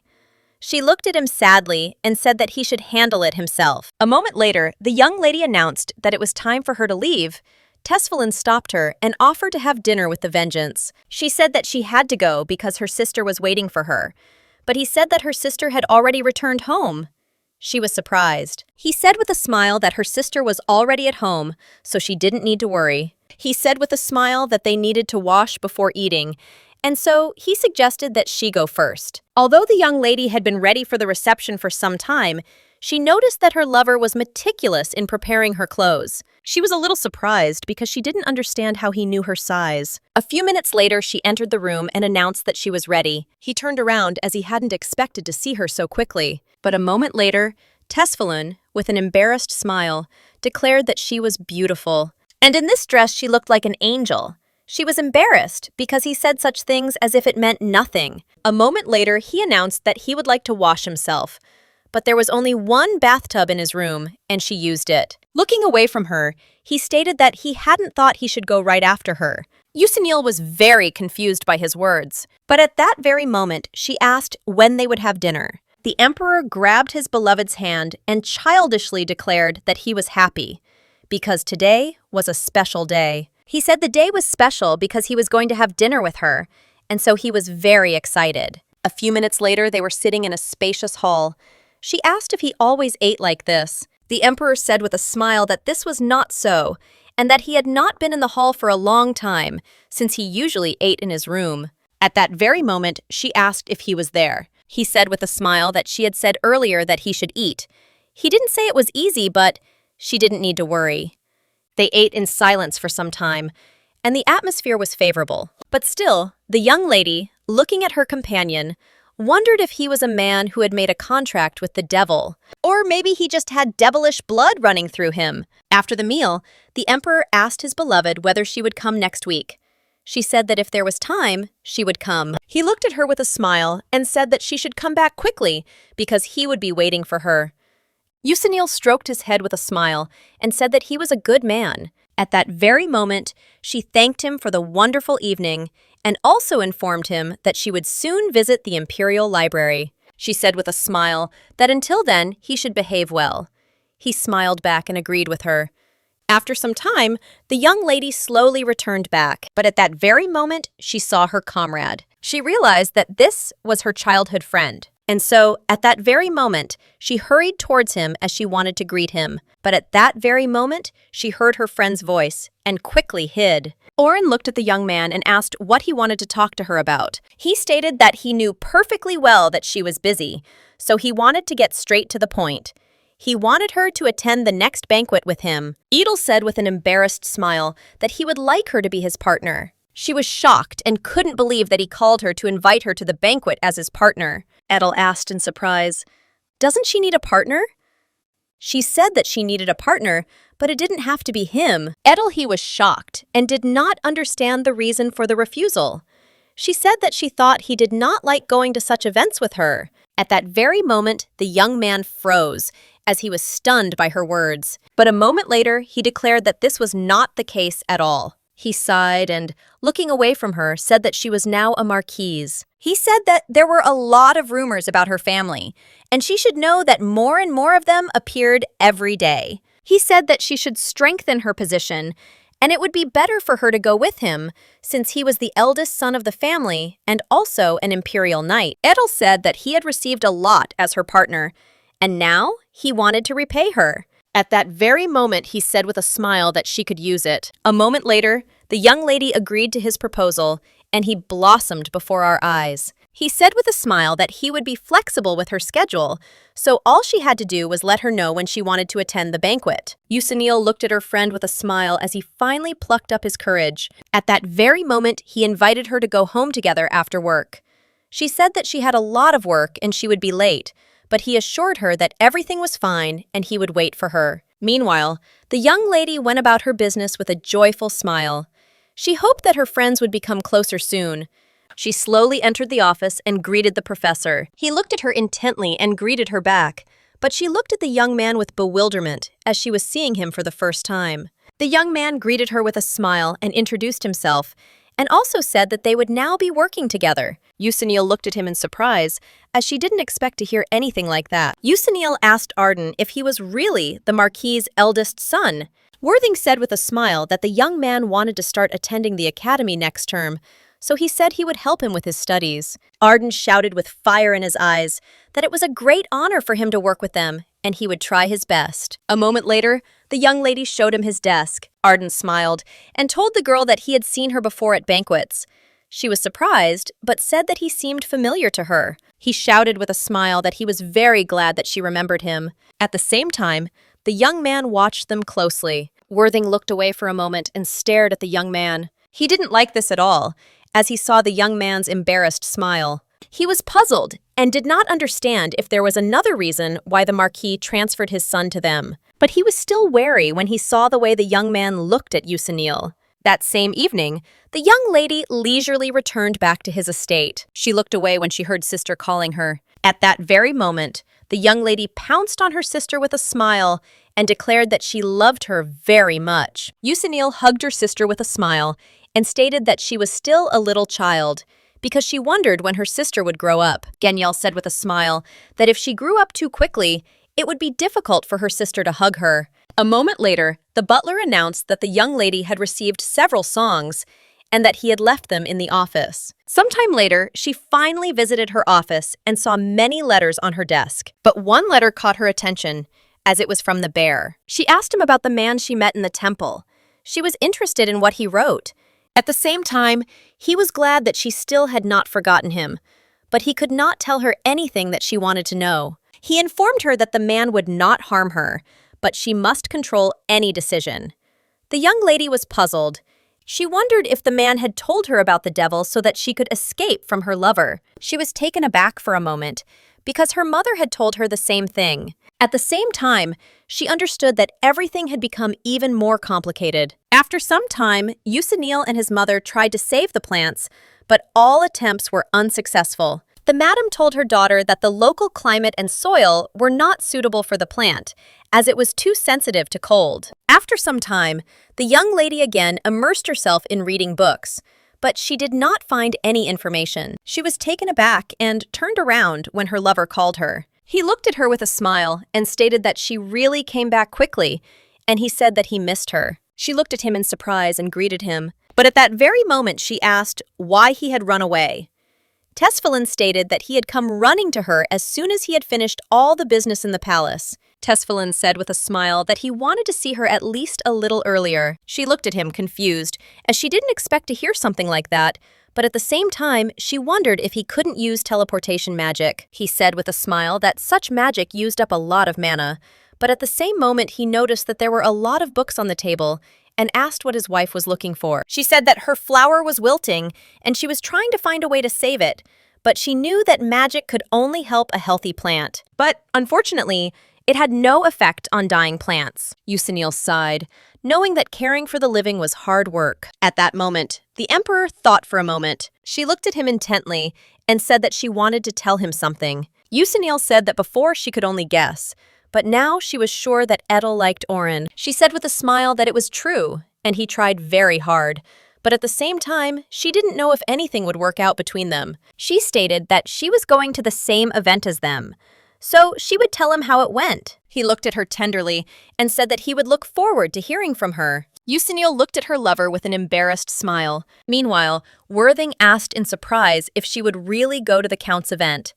She said that she would, and therefore she would need to adjust her schedule. She knew her friends were going to go there, so she had to go too. Worthing said with a smile that he too had received an invitation and was really considering whether he should go or not. He wanted her to go with him, but the young lady said that she could not go with him as they had already appeared together. She stated that if they continued to attend events, people would start talking too much. That's why she asked for forgiveness with a smile, because she hoped for his understanding. He sighed, as he understood that he could not do anything in this situation, but asked for links to them. She decided to go. Usanil turned around and called out to Aiden. She asked with a smile if he would mind going with her to the Count's reception. He looked at her with embarrassment and asked in surprise if she was really talking to him. She said that if he didn't want to, she wouldn't force him, but he happily agreed, and she thanked him. Meanwhile, the young professor looked at them menacingly, as he did not like it at all. After some time, the young people arrived at the Count's reception, and the young man behaved gallantly next to his companion. She thanked him with a smile for accompanying her. But at that very moment, they noticed the professor, who was quietly waiting for them. He looked at the young people with a smile and greeted them, and also stated that it seemed that they had arrived at the same time. They were surprised that he came to such events, although he stated that he could go alone. Count Duty greeted the young people with a smile and stated that it was a coincidence that they had arrived together. He said with a smile that he really hoped they would have a good time. Entering the hall, they looked around, as they did not expect such luxury. The young lady looked at the fountain in surprise, as she did not know what kind of jewels were there. Coming closer, they noticed diamonds that were filled with mana. At that very moment, the young lady turned around as she saw her friends. She looked at them with joy, as they were beautiful. The young people said that they always attended events together, but there were no specific rumors about this. Worthing remarked that this was very strange, because if they were together so often, it meant that something was happening between them. At that very moment, the Count cried out and greeted the Marquise and the Lord. The young people greeted the Count in return with a smile. The Count asked the Lord with a smile when he was going to become a partner for his daughter.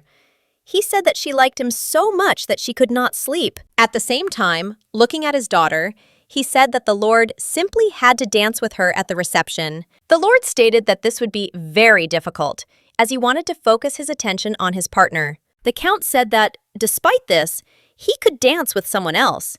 But the Lord declared that this was not what he wanted. He said that he simply did not want to leave the Marquise in the hands of others. At that moment, the Count could not resist and laughed wildly. The Earl told the Lord that he was now speaking like a stern man, but he was saying that he should meet different people to gain experience. The young man froze for a moment after the Count's words. At that very moment, the Count said with a smile that it seemed the Marquis was satisfied with everything. He asked the Marquise if she would allow the Lord to be free. Oren Cheyenne was the eldest daughter of the Marquis. Her parents were happy to say that the Emperor was watching over her and that the future of their family was in her hands. From her earliest childhood, her parents both wanted to make her the crown princess. They pointed out the crown prince to her every time and told her that she should take a closer look at him.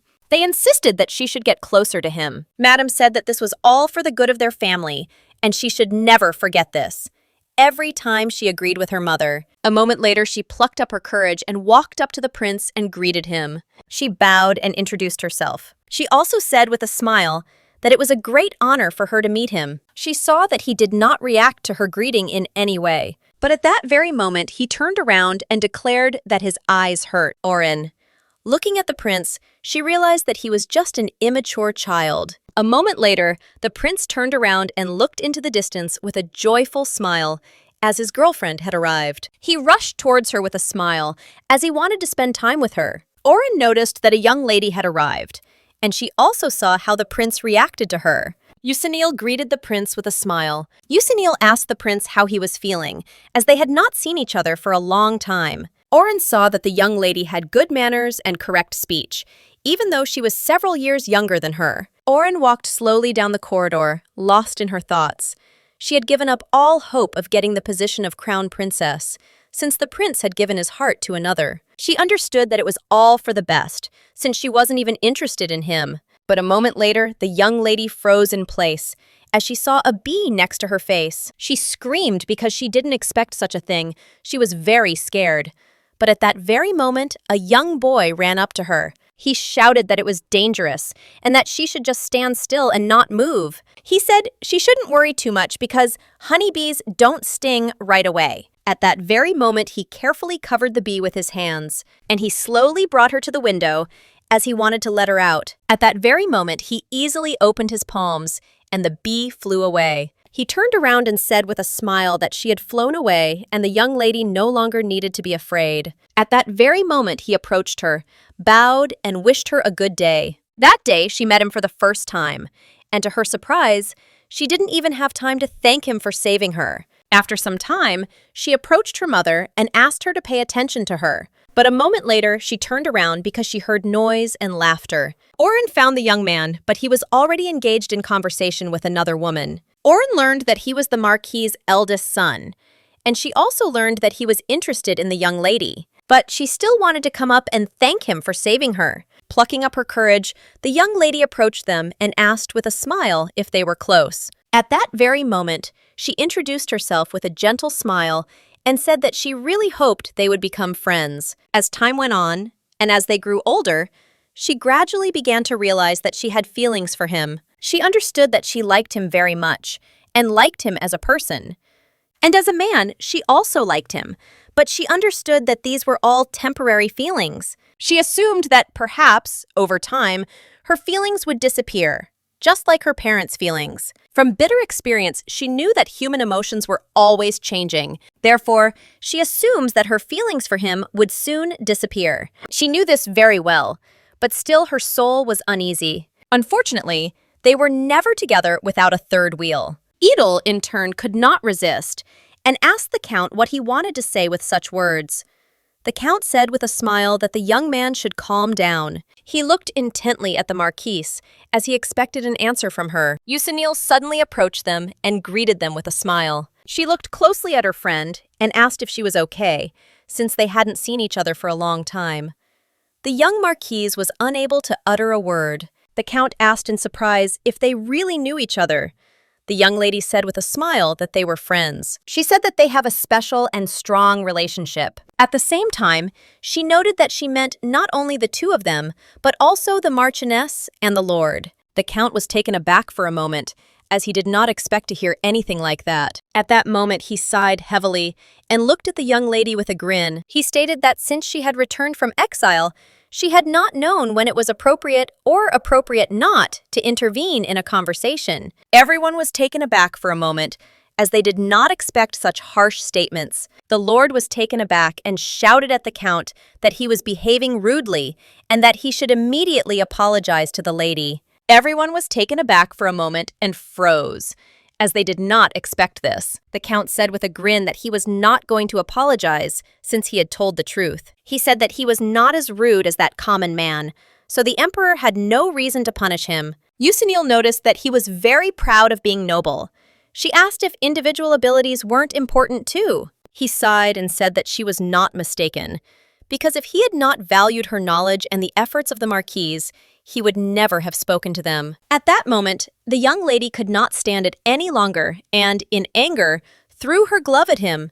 She said that she had previously heard that he was quite skilled with a sword. The Count looked at the young lady with surprise and menace, as he did not expect such a thing. Yusinil immediately declared that she was challenging him to a duel. A few minutes later, the young lady was ready for the duel. She turned around because she heard someone calling her, but at that very moment, she looked in surprise at her professor, who was burning with anger and asking if she had really gone crazy. He didn't understand how she could even challenge someone to a duel at a reception. Young people were shouting that she should stop before it was too late. They said he was scary in battle because he had a lot of experience. But she said she was fine. They didn't need to worry. She left, leaving the young people behind, and they were very worried about her. After some time, the Count said with a smile that he would be ready when she was ready. He asked her if she liked the uniform, and also informed her that Ruby and Lord Bonhart would be the judges. Ruby looked at the young lady as her father mocked her. Yusinil sighed and declared that everything was fine and they should not waste any time. She wanted to start as soon as possible, and the Count supported her in this. A moment later, the young man raised his hand and announced the start of the duel. Without wasting a single minute, the Count swung his sword and rushed towards the young lady. He struck her with ease, waiting to see what would happen next. But the young lady parried his blow with the same ease. He was surprised because he did not expect such a thing. But at the same moment, he swung his sword again, as he intended to strike again.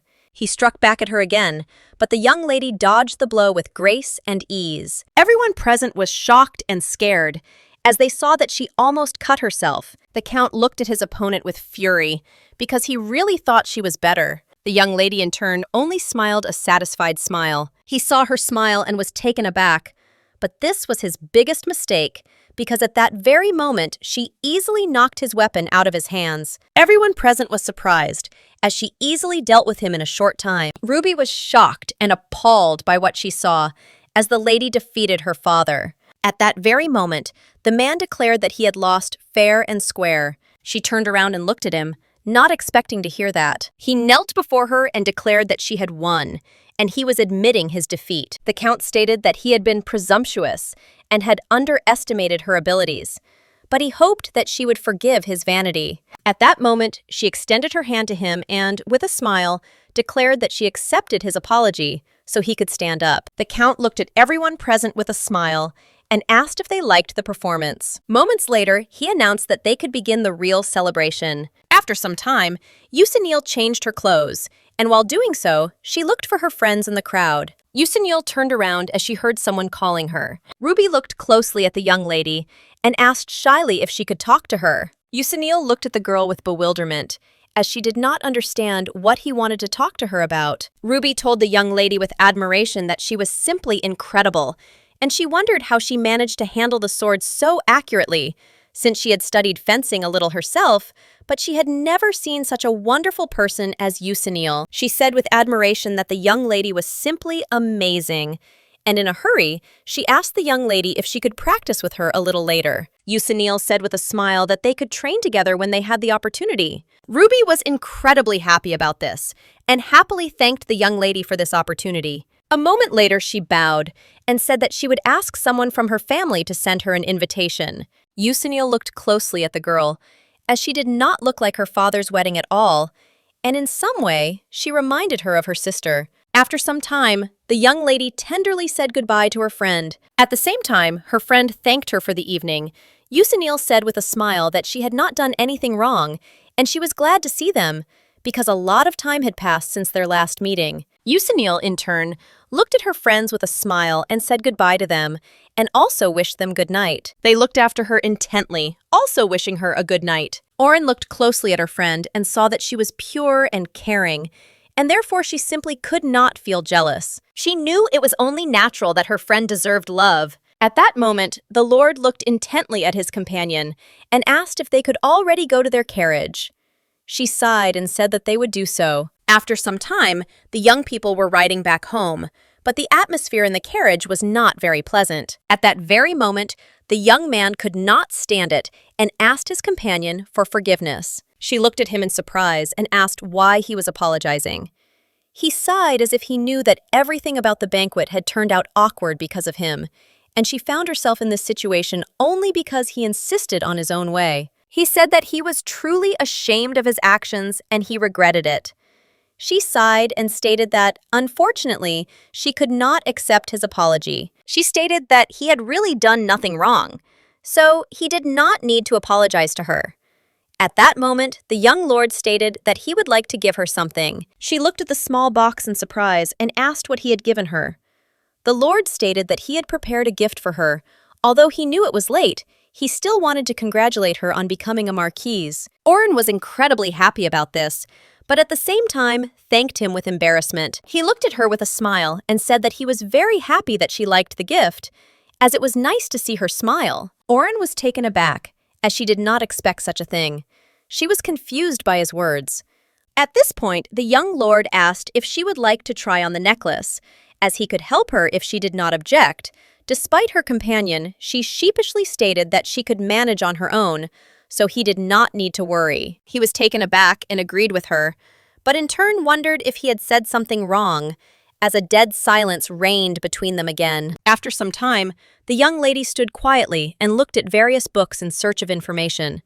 But at that moment, she noticed a commotion around her. She turned around as if she wanted to find out what had happened, but at that very moment, she bumped into the young man. Usanil, in turn, was taken aback, as she did not expect such a thing, and at that very moment, she raised her gaze to the young man. But a moment later, she screamed, as she saw in front of her an emperor whom she had not expected to see at all. She looked around nervously and asked why he had come to her, since there were many people in the hall. He stated that she had not visited the imperial library for a long time, and she had not appeared in the section of forbidden books, so he had come to look for her. A moment later, he stated that she needed to come with him, as he wanted to show her something. The young lady agreed, but when he brought her into the greenhouse, she was very surprised.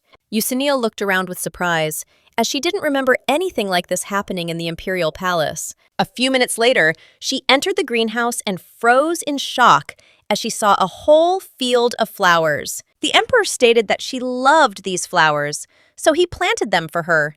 He also informed her that all possible types of magic were cast on the greenhouse so that the flowers would always bloom and nothing could harm them. She was surprised that he cast magic on the flowers. He declared that the flowers in the greenhouse would never wither. She was surprised that he would do something like that for her, but at the same moment, he declared that this way she would visit the palace more often, since there was something in the palace that she liked. Usanil turned around and looked at her lover, puzzled. At that moment, he came closer to her and hugged her tenderly. Then he quietly said that he would do anything for her. Tesfalin said with sadness in his voice that if she wanted, he would change everything in the palace for her. At that very moment, plucking up his courage, he asked her to become his empress. He wanted them to live together in the palace, and for her to be by his side always. Tesfalin sighed heavily and asked his companion to give him an answer. He asked again if she would marry him. He did not hear an answer, but still continued to ask whether she would marry him or not. He wanted her to become his empress. The young lady, in turn, looked away from him with a saddened expression, but did not answer. Tesfalin looked at her with fear and asked why she didn't tell him anything. He wanted to know if something had happened. She apologized and stated that she had to finish something right now because she had to find out something. He asked if she really meant the thing she had been looking for since childhood. She said that it was so, because this research was the task of her whole life. For this reason, she could not give him an answer right now. She sighed heavily and said she was very sorry. He asked tremblingly if she didn't want to marry him. He asked if she didn't want to be together. He said it seemed like she never liked him. But she said that wasn't true. Tesfalin said that if that wasn't the case, then she could just marry him. Trembling, he said that it seemed the reason she didn't want to was because she was disappointed in him. At that very moment, the young lady could not bear it any longer and, grabbing his hand, kissed it to calm him down. After a moment, she pulled away from him and stated that she really liked him and cared about him very much. But research was not in the same category, and it was the most important goal in her life, so she needed more time to complete the research. She looked closely into his eyes, which were full of tears, and asked him to give her some time. After some time, she said goodbye to him with a smile and said that she would come to him soon. Tesfalin said goodbye to his beloved with an innocent smile. He stood quietly for a moment, watching her walk away. He knew he could wait a little longer, but he didn't want her to make him wait too long. Meanwhile, he was taken aback as he heard the demon inside him, who was telling him that he could take away her freedom so that she could never escape from him.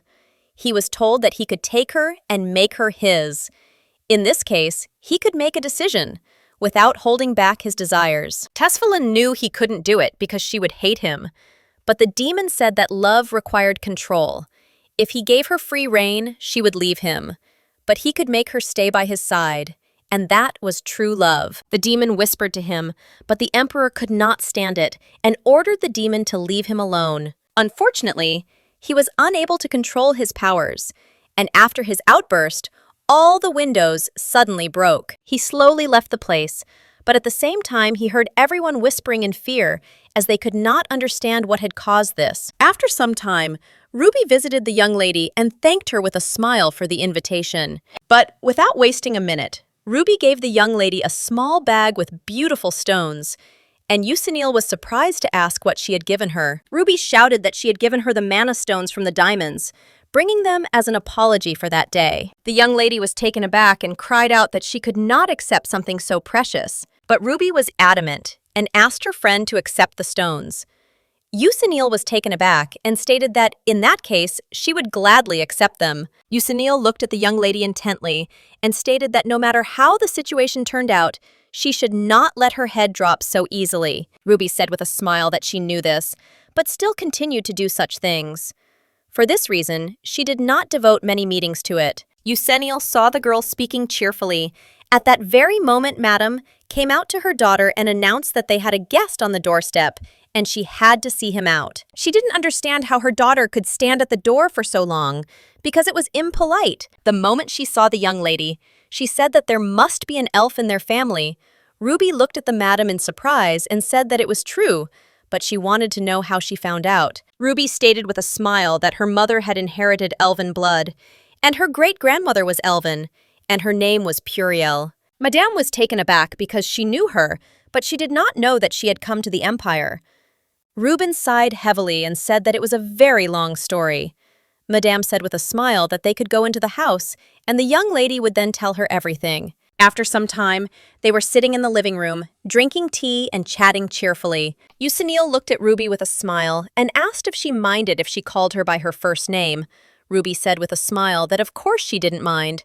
Usanil said that in that case, she could also call her by her first name. Ganyel asked her new acquaintance why her name didn't end in L. Ruby said that only one generation can use names that end in L. Usanil looked at the girl with a smile, since she now understood why she reminded her so much of her sister, because she also had elven blood, and she was very glad that her sister and her new acquaintance got along with each other. For some time, her young lady leisurely went to the laboratory, but on the way, she met her friend, who had arrived very early. He asked if she would like to give him a few minutes of her time because he wanted to tell her something.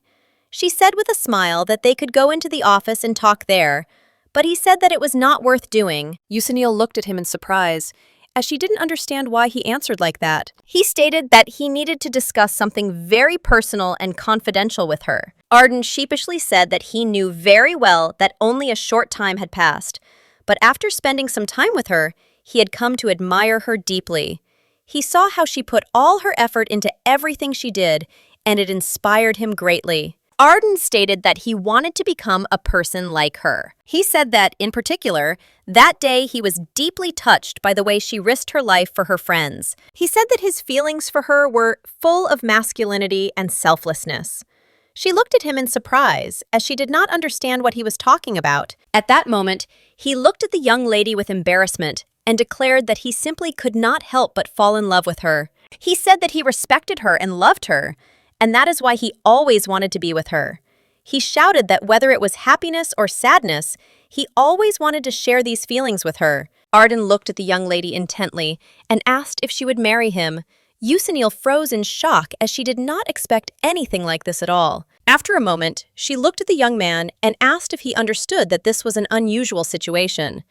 He sighed and stated that he understood that perfectly well. He said he knew perfectly well that it was customary for families to send proposals, but he thought it better to ask the young lady's opinion first. She froze in place, rooted to the spot, not knowing what to answer him. He said that if they involved their families in this, there would inevitably be a lot of gossip, and he didn't want to subject her to that. She was taken aback and stated that he was the eldest son of the Marquis, which meant that he was his successor.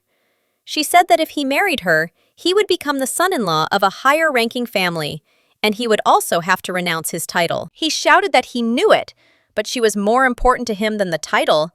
Arden said that he knew perfectly well that perhaps he was not good enough, but if she agreed, he promised that he would live only for her. She sighed heavily and thanked him. At that very moment, the young man blossomed before our eyes. She looked away from him and declared that she knew perfectly well that he was a good man. He stated that marriage does not mean that people have to be passionately in love with each other, and that if they gradually strive to get to know each other better, then everything will work out for them. Yusinil said that she was not going to get married anytime soon.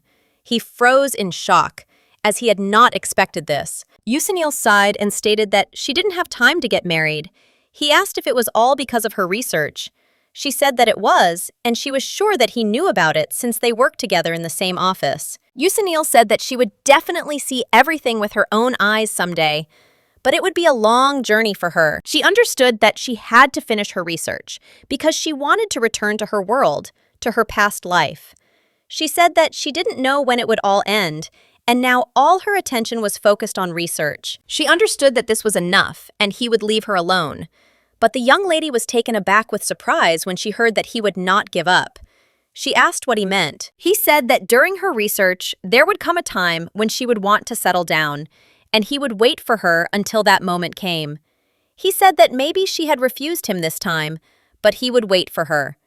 She was taken aback and shouted that he didn't have to do that. He bowed and stated that it was entirely up to him, so she could continue to do what she wanted. Yusinil froze for a moment and called out to him, but it was all in vain. She didn't expect this and hoped that she had explained everything to him to the worst, but to her surprise, failure awaited her. He unexpectedly proposed to her, and she didn't know how to behave with him now in the laboratory. She understood that they would now be awkward with each other. But a moment later, the young lady was taken aback as the ground beneath her feet suddenly began to shake. Looking back, she heard a scream, as there were people near her who also felt the earth shaking. Yusinil was taken aback when she heard the announcement that a terrible earthquake had been recorded, and all academy students were required to leave this place and find a safe place. At that very moment, the young lady hurried to her sister. She looked around for her sister, but after a few minutes, she finally found her. Yusinil ran to her sister and asked if she was okay and if she was hurt,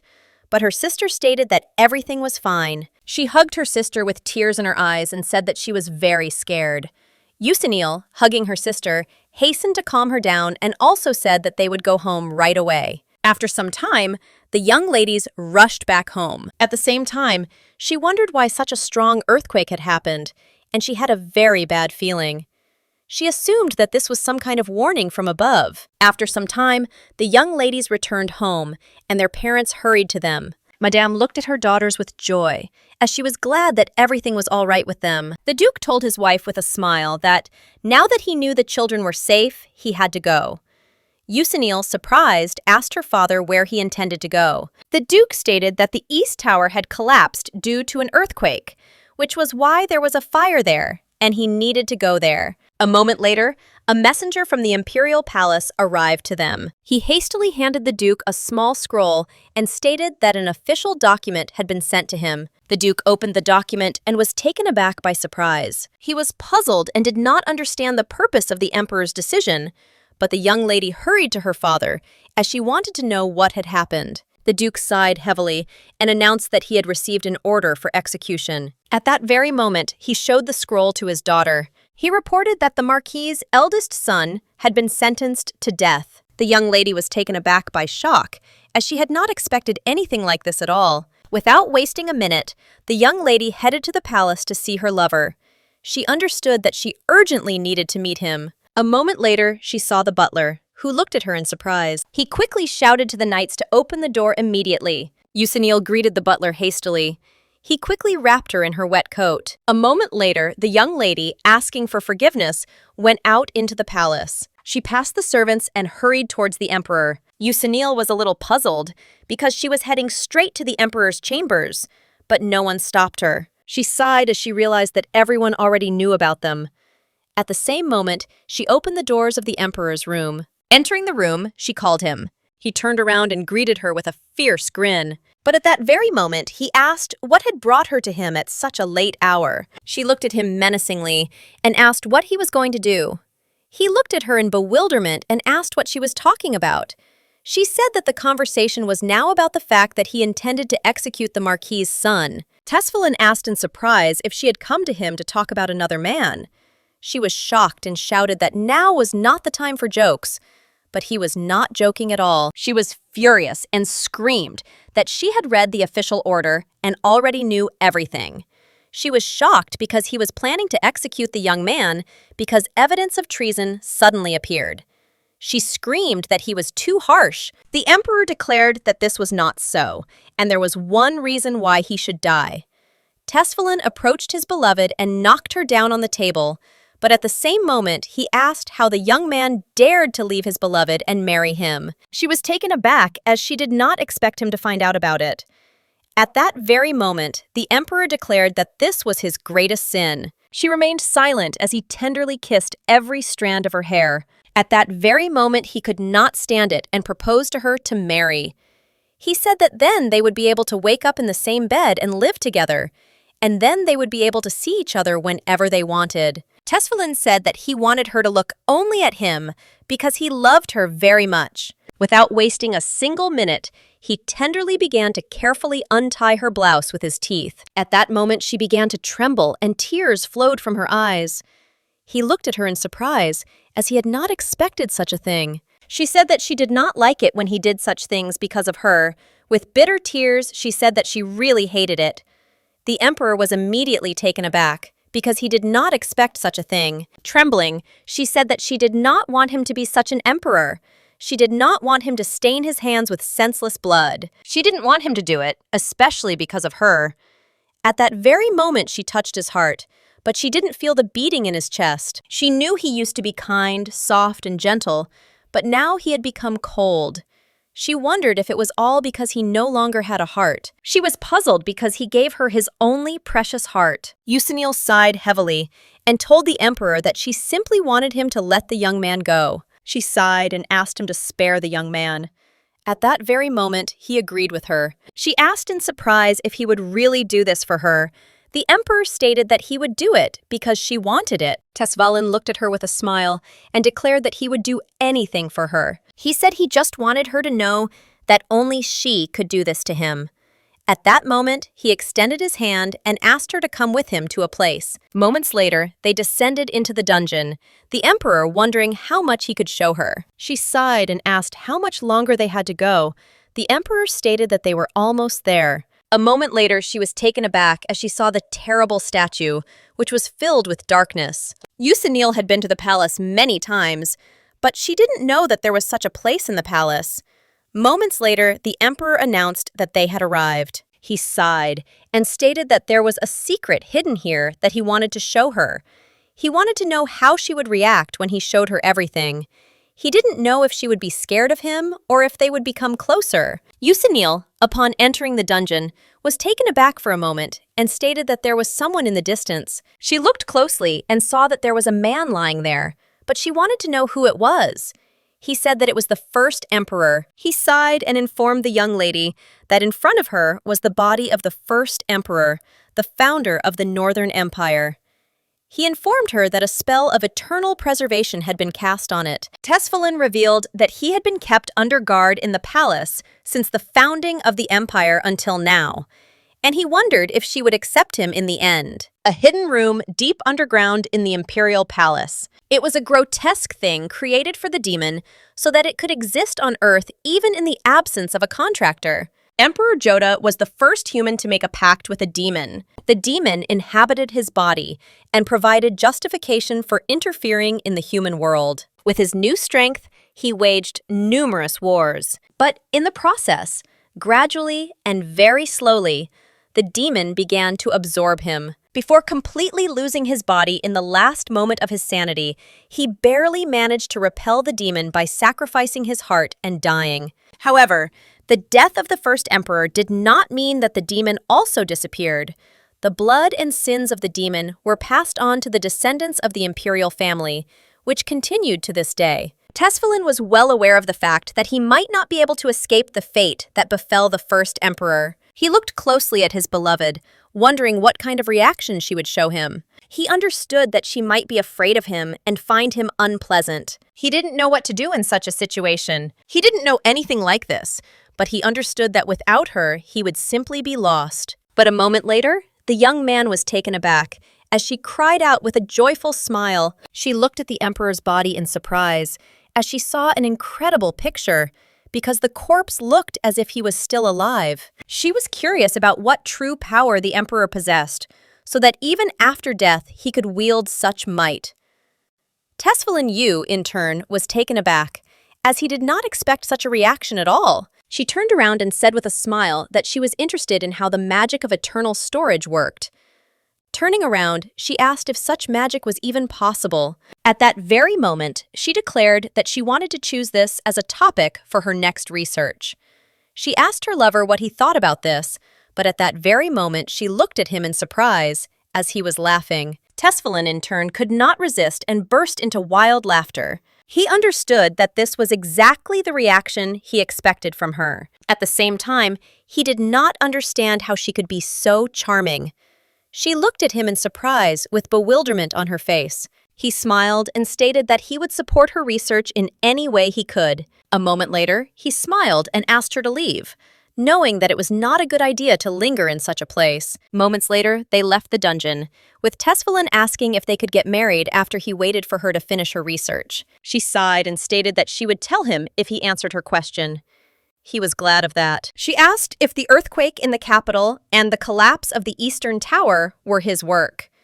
Tesfalin was taken aback, as he did not expect such a question. But at that very moment, he turned around, and his face changed. She sighed heavily as she realized that he was involved in everything that was happening. She didn't understand why such things happened every time she was around. Usanil asked the young man to stop what he was worried about, because what he was worried about would never happen. He sighed and said that he would not do that again. Usanil told the emperor that he looked out of place. She also said that she would be by his side, so she suggested that he go to bed. He asked in surprise if she would really go with him. She sighed and said that she was serious, and that she would be by his side all night. Tesfalin was confused by such words of his beloved, but he did not understand why she decided so. At that moment, she sighed and declared that she understood everything, and in that case, he would just go home. In a hurry, the young emperor grabbed her hand and shouted that he did not want her to leave, and at the same time, he asked her to stay next to him. He said that we will not ask for anything more. Tesfalin understood that she could see her soul and could not know her true feelings, so he asked if she was angry with him, but she said that she was not angry, and after her words, he felt relieved. A moment later, the young lady smiled and told her lover that she would stay by his side so that he could sleep peacefully. Tesfalin smiled sheepishly as he was glad of this. Usanil stated that she would be by his side in the morning, so he didn't have to worry about her disappearing. He said with a smile that he felt like he was a child now. Now he was truly happy because he loved her. The young lady looked at the emperor with a gentle smile. After all, looking at him peacefully, it seemed to her that nothing had happened. But in turn, she wondered if this was really normal. Today, she saw the body of the first emperor who made a pact with the demon and his constantly changing appearance. All of this continued to baffle her. The next day, the young lady happily sorted through the documents. After everything that happened, her friend's death sentence was overturned. However, evidence of the rebellion did not disappear, so he was ordered to leave the capital. He was spared, but nothing could return to its place. Meanwhile, the young people were talking to each other and discussing the recent earthquake. But a moment later, their conversation took a different direction, and they talked about the need for the emperor to introduce a new empress. Now, the young lady understood why her lover was talking about marriage again. The young men said that they had heard that a banquet would soon be held in honor of the emperor's birthday, and they were interested in what statement would be made at the banquet. Usanil realized that even though she had made a fuss in the palace a few days ago and spent the whole day there, not a single rumor had been spread. She realized that her lover really had everything under control. She knew that if word got out that she had spent the night with the emperor, there would be an uproar. The fact that there was absolutely no talk about concrete spoke volumes. A moment later, she was taken aback as the young ladies called her and asked her to stop. Usanil looked at them with a smile and asked what they wanted. The young ladies greeted her with a smile and also informed her that they had a few questions for her. They said that the young lady had been close to the emperor since childhood, and they had also seen them together at a reception with the duchess. Usanil looked at them in surprise, but said that they had known each other since childhood. The young ladies asked her if she knew who the emperor would be attending the upcoming birthday banquet with. They asked if she knew anything about it. Usanil asked in surprise why they asked about this. They said that they thought that since she and the emperor were such good friends, she should know about it. The young lady was taken aback and stated that she knew nothing. They asked if she thought the emperor should marry since he had already reached adulthood. Usanil stated that, in her opinion, he should decide such a question himself. She said that she really didn't know anything for sure, but there was one thing she could tell them. The young ladies immediately perked up as they wanted to hear what she really knew. She looked at them intently and sternly declared that they should think when they said something. They were taken aback because they did not expect such a thing. Usanil said she felt it was very impolite to ask someone such personal questions, especially someone they barely knew. They were taken aback and froze in shock on the spot, as her words sent shivers through them. At that very moment, they asked for forgiveness for their rudeness. As she left, she stated that she had also gone a little too far with her statements, and they could simply forget about her words. They quickly bowed their heads to her and sincerely apologized. Usanil left the girls in a very bad mood. At the same time, she was puzzled by everything that had happened because she had simply hoped that the rumors would not spread. She sighed heavily because she was contradicting herself, and it was stupid of her. Before she realized it, time had flown by, and the day of the banquet in honor of the emperor's birthday had arrived. Meanwhile, all the aristocrats had gathered for the banquet. After some time, the young ladies arrived at the banquet, with all eyes fixed on them. Ganyel cried out with joy, as she had not expected such luxury. She told her family that she wanted to go and look around as soon as possible. The madam asked her daughter with a smile not to go far, as she had to stay close to them. A moment later, the Duke approached them. He looked at them with a gentle smile and noticed that they all looked absolutely stunning. He said that today in the palace, their family would shine brighter than anyone else. The lady approached her husband and stated that he looked very exhausted. She suggested that he had not slept for several days because of work. He smiled and stated that seeing her and the children made him feel better. A moment later, the young ladies entered the hall. Ganyel called out to her sister that Ruby was next to them. Ganyel said with a smile that it seemed like the lady hadn't noticed them, so she would like to go and greet her first. Yusinil reached out to her sister and shouted that she shouldn't run like that. But at that very moment, she turned around as if someone had called her. She was surprised because she saw her friend. Oren smiled and told her friend that she looked amazing today. Yusinil smiled and said that her friend also looked great, and asked her friend how she had been doing lately. The lady stated that she had been busy since she became the Marquise, and was constantly busy with things to do. Yusinil, with a smile, said that she was sure that she was doing well. Yusinil immediately noticed the beautiful and new necklace. She told her friend with a smile that it was very beautiful, and at the same time, it looked luxurious. Her friend thanked her shyly and said that it was the Lord who gave it to her. Yusinil said with a smile that the Lord gave her a wonderful gift as a congratulation, and it was very thoughtful of him. Oren sighed and said that she had been seeing him a lot lately, and her feelings were confused. Yusinil understood her friend and said that it seemed to be really exhausting for her. She smiled and stated that it was true, and at first she just needed his help. But since they started spending more time together, things had become different. And now she didn't even know what she really wanted. Yusinil came closer to her friend and took her hand. Yusinil looked at her friend intently and stated that everything was fine and she didn't need to rush. But on the contrary, she needed to think everything through carefully. She told her friend that she didn't have to force herself to distance herself if her heart didn't want to. She said that she didn't have to decide that right now. The young lady looked at her friend with a smile and noted that she was right, and she did not need to rush her decision. She thanked her friend with a smile for her support and care. But a moment later, everyone turned around because they heard some noise. At that very moment, everyone present was informed of the Emperor's arrival. Yusinil froze for a moment and looked at us with embarrassment at her lover, since he was simply at his best. The thought of having to meet and greet all the people was already making him tired. But he understood that he had to deal with the feelings of greed and envy that were hidden behind the false smiles. He understood that he had to let the frightening energy pass through himself. Tesfalin clearly felt what was going on in their souls, but he knew that he had to do this. And yet, only the opportunity to see his beloved gave him strength. He grew stronger at the thought that he would soon see her. So a moment later, he walked into the hall with a smile on his face. Everyone greeted him and rejoiced. Tesfalin looked at everyone present with a smile and sincerely thanked everyone for coming to him from far away. Today was his birthday. But more importantly, they all gathered to celebrate the prosperity of their empire. He said that they had gone through countless trials and hardships, but still stood firm. And this was only possible thanks to the dedication of everyone present. So he wished everyone to continue moving towards their bright future. A moment later, he and all the guests present raised their glasses. The guests present joyfully shouted and congratulated the Emperor on the holiday.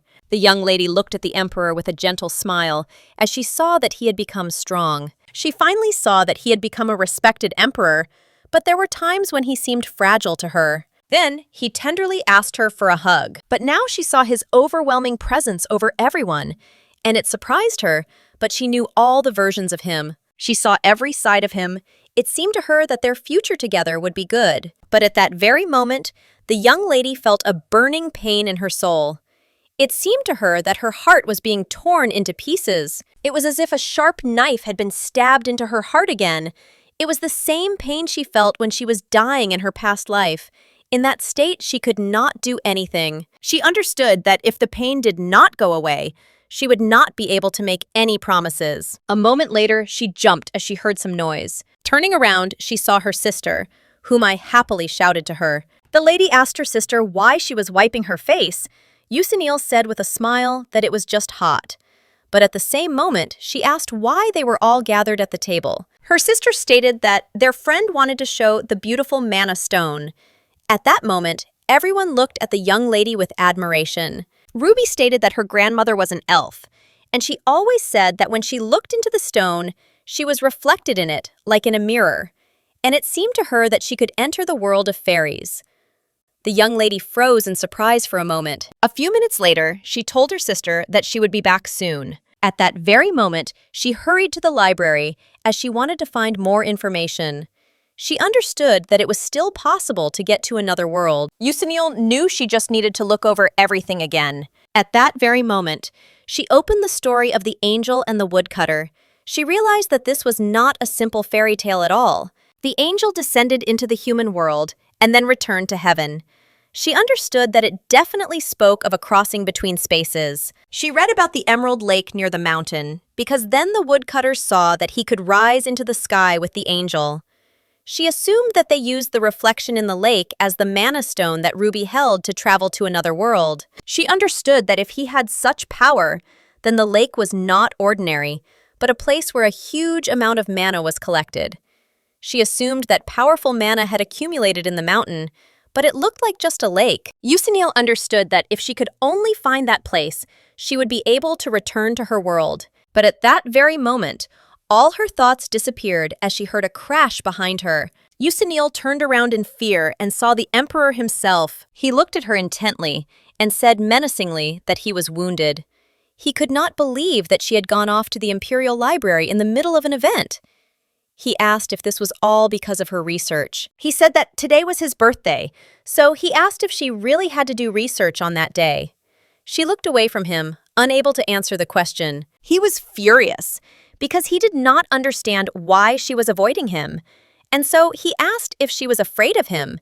He asked if she was disgusted by the thought of becoming his empress. She said it wasn't so, but he insisted that if it really wasn't so, then she had to prove it to him. Tesfalin looked intently at his beloved and declared that she must give herself to him. He said that if she could not give him her heart, then she could give him her body. He wanted her to make him feel himself, even just a little. At that very moment, the Emperor began to quietly kiss her. The young lady was puzzled, but he was not ready to let her go, so he continued kissing her passionately. After a moment, she finally pushed him away. Yusinil said sheepishly that she couldn't breathe. The Emperor, in turn, sighed heavily, looked at her intently, and proposed to marry her. Tesfalin said that he would never interfere with her research, and he could help her. He wanted to work hard to support her. He said that he could give her everything, not just his heart. Tesfalin looked at her intently and asked her to answer him positively. He wanted to betroth himself to her. After asking for forgiveness, the young lady looked away from him as she could not withstand his gaze. At that moment, he turned around and hid his face. He was shaking because she didn't even want to get engaged to him. He was shouting that she was ruthless and he couldn't live peacefully when he wasn't with her. He was asking if she was really going to leave him. The young lady rushed towards him and shouted that she would never do anything like that. She couldn't just leave him. But at that very moment, memories of her past life and her mother came into her head. She was taken aback for a moment, but after a few minutes she pulled herself together and, hugging her lover, she asked for forgiveness, as she was very sorry. Yusinil asked her lover to wait a little longer. She did not know where to begin her story. She knew that if she told him that her research involved going to another world, he would probably be upset with her.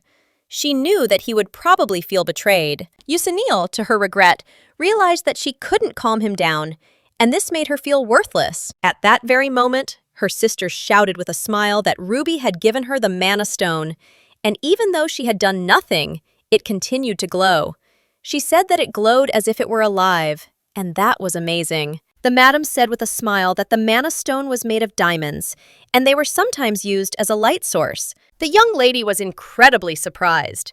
She said that if she were in a dark place and held him, she would not escape from anything. At that very moment, Yusinil realized that the stone could react to mana. As soon as they arrived at the estate, the young lady rushed with the speed of lightning to her laboratory. Her family looked at his trail with surprise, as they did not understand why she ran away. A few minutes later, the young lady opened her small chest of stones and stated that she could use the stones to discover a certain magical power. She was not sure if she was right, but she understood that the poor did not have a choice. Yusinil couldn't put off her research, so she began studying immediately. At that very moment, she sat down to her work, sparing no effort. The next day, a young man entered the office yawning. He looked at his girlfriend in surprise, as he thought she had a day off. She only greeted him with a smile, but she also stated that she knew perfectly well that she had a day off.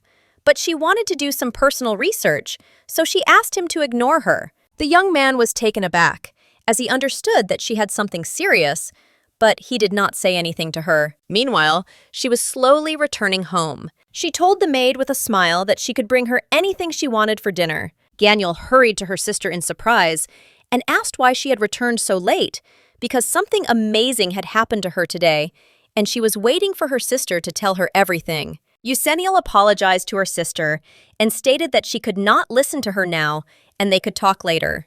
Her sister was upset by what she heard, but she understood everything perfectly. After some time, the young man sighed heavily as he was tired after a long work. He looked at his girlfriend and declared that they had enough work for today. She sighed and said that he could go home, but she wanted to work a little longer. He didn't know what she was doing so diligently, but he saw that she was working tirelessly. Worthing looked at her with an excited expression and wished her a good evening, and also asked her not to stay too long. She smiled and declared that she would not overwork herself. A moment later, he left, and the young lady was left alone with her research. After some time, they brought her a mountain of letters and told her that in front of her were all the invitations to parties and tea parties, but she asked with a smile to send everyone a polite refusal. The butler was surprised, since there was an invitation from the palace, but she said that it did not matter. Yuseniel sighed heavily, as she realized that her lover would be very upset. But she also understood that she didn't have time to think about anything else now, because she wanted to continue working, but she understood that she needed to focus only on her research. Meanwhile, the emperor was finishing his meeting. All those present thanked him for his wise leadership. They saw that he did not make a single mistake, but lately they saw that he was very strict. A moment later, his assistant presented him with a report. He also reported that the emperor had received a letter from a young lady. The emperor quickly took the letter and asked the man to leave. He opened the letter slowly, as he felt a thrill every time he opened a letter from her. But moments later, he was taken aback, as he saw that she had refused him. He was shocked, because first she had rejected his marriage proposal and invitation to visit, and now she had even avoided meeting him. Some time ago, he asked the butler about the young lady's schedule, but he said that she only went to the research center and returned home late at night. He was worried because she continued. This has been going on for a whole month. He was furious because she went to the center and home every day, leaving no time for him. He wanted to see her at least for a moment, but he understood that it was impossible. He was furious because he knew that the research must be very important to her and more important than him. He remembered asking her to marry him as a child, but then she said that he was not her type. Tesfalin asked who was her type. She said that she liked a man who was taller than her, who could hug her warmly. She said that he should be smart enough to understand what she was saying and carry on a good conversation, and it would be nice if he could use magic and, at the same time, not get tired of regular exercise and be proficient in fencing. He was shocked, as it was unlike him. She said with a smile that the most important thing was appearance, because she was most attracted to guys with black hair. The emperor looked at his reflected face with anger, but at that very moment, he realized that he completely corresponded to the ideal type of his beloved. He knew that with his incredibly handsome face, he would win her heart, because he perfectly matched her preferences. He wanted to see how long she could go without seeing him. A moment later, the young lady finally achieved the desired result. She knew that she would soon succeed. But after a few minutes, her masterpiece broke. Yuseniel was shocked because she had put in a lot of work and it was all in vain. She couldn't believe that she had failed again, and she knew it was strange because, in theory, everything was fine. But she didn't know why her theory wasn't working, and she didn't understand what she was doing wrong. A moment later, some young men approached her and anxiously asked her to take a break, because she was working hard, and it seemed to them that she was simply punishing herself with such work. Yuseniel smiled and stated that she was fine and would take a break as soon as she could, so she asked not to worry about her. They sighed and asked her to take care of herself and her strength. At that moment, the young lady was taken aback, as she heard the wind in the room. She was surprised, as she knew that the window was closed. But a moment later, she saw her lover, who was watching her intently. He greeted her with a smile. Yuseniel was puzzled and did not understand how he got to her, but she was worried that others might see him. At that very moment, the emperor jumped down with ease. He sighed and stated that she never had time, and it was the only way he could see her face. He was going to cry and beg for her attention, but seeing her like this, he couldn't complain. She apologized and stated that her research was at a critical point. She asked him to wait a little. He came closer to her and asked if she knew how many times he had already thought about this. He asked her to just look at him as he missed her. She sighed heavily and called his name softly, but he noticed that she was exhausted. Tesfalin shouted and stated that she herself told him to take care of his health, but it seemed that she herself did not follow her own advice. He asked what she was doing because he saw that she worked a lot at her desk. Usanil stated that she was working on a magical tool that could later be used to locate the place. He also realized how exactly she used the mana stones. He noticed that the flow of mana seemed unstable. At that very moment, the emperor applied his force to the stone. A few minutes later, the young lady looked in surprise at the compass he had fixed. She couldn't understand how he had managed to do such a thing. He smiled and said that it was useful in some matters. At that very moment, she heard a noise outside the door and asked her lover to leave before someone noticed him. As he left, he looked at her with a smile and asked her not to overwork herself. Usanil smiled and stated that she would contact him soon. That same evening, she was finishing the last details of her compass. After some time, she finally managed to create a fully functional compass. She knew that in front of her now was the compass, which would lead her to the Emerald Pond. Countless people set foot on the mountain. Mages and adventurers went there to search, but only a few of them returned. They disappeared without a trace, and only the lists of the missing continued to grow. The mountain was said to be a place that swallowed up explorers, and those who went there never returned. She couldn't believe that so many people had just disappeared, so she knew that if she wasn't careful, the same thing could happen to her. But she knew she had gone too far, and she couldn't stop now. After some time, the young lady came to the research center. After asking for forgiveness, she stated that she was applying for leave. She looked intently at the young man and, introducing herself, stated that she was a researcher at the institute. The young people were extremely surprised that she was leaving, and they said that they would miss her very much. She thanked them with a smile for their kind words, and also asked them to take care of themselves. Moments later, she turned around as she saw her mentor. He looked at her menacingly and asked if she had really gone on vacation without even consulting her professor. Usanil apologized for not telling him sooner, as she had made the decision very quickly. But she stated that she was leaving to focus on her research, and the fastest way for her to learn was to experience everything for herself. He was taken aback and asked in surprise if this meant that she was really going up the mountain. He was shocked by her statement and shouted that she simply could not go there alone because it was very dangerous there. Usanil said with a smile that she was well aware of the danger, but still, she hoped that he would at least bless her.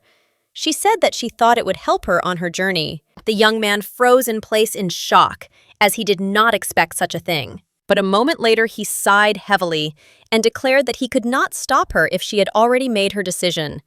And at the same time, he already knew better than anyone how much effort she had put into her research. At that very moment, the young lady extended her hand to him, and he looked at her in surprise. Usanil thanked him for everything, because without his help, she would never have been able to achieve such success.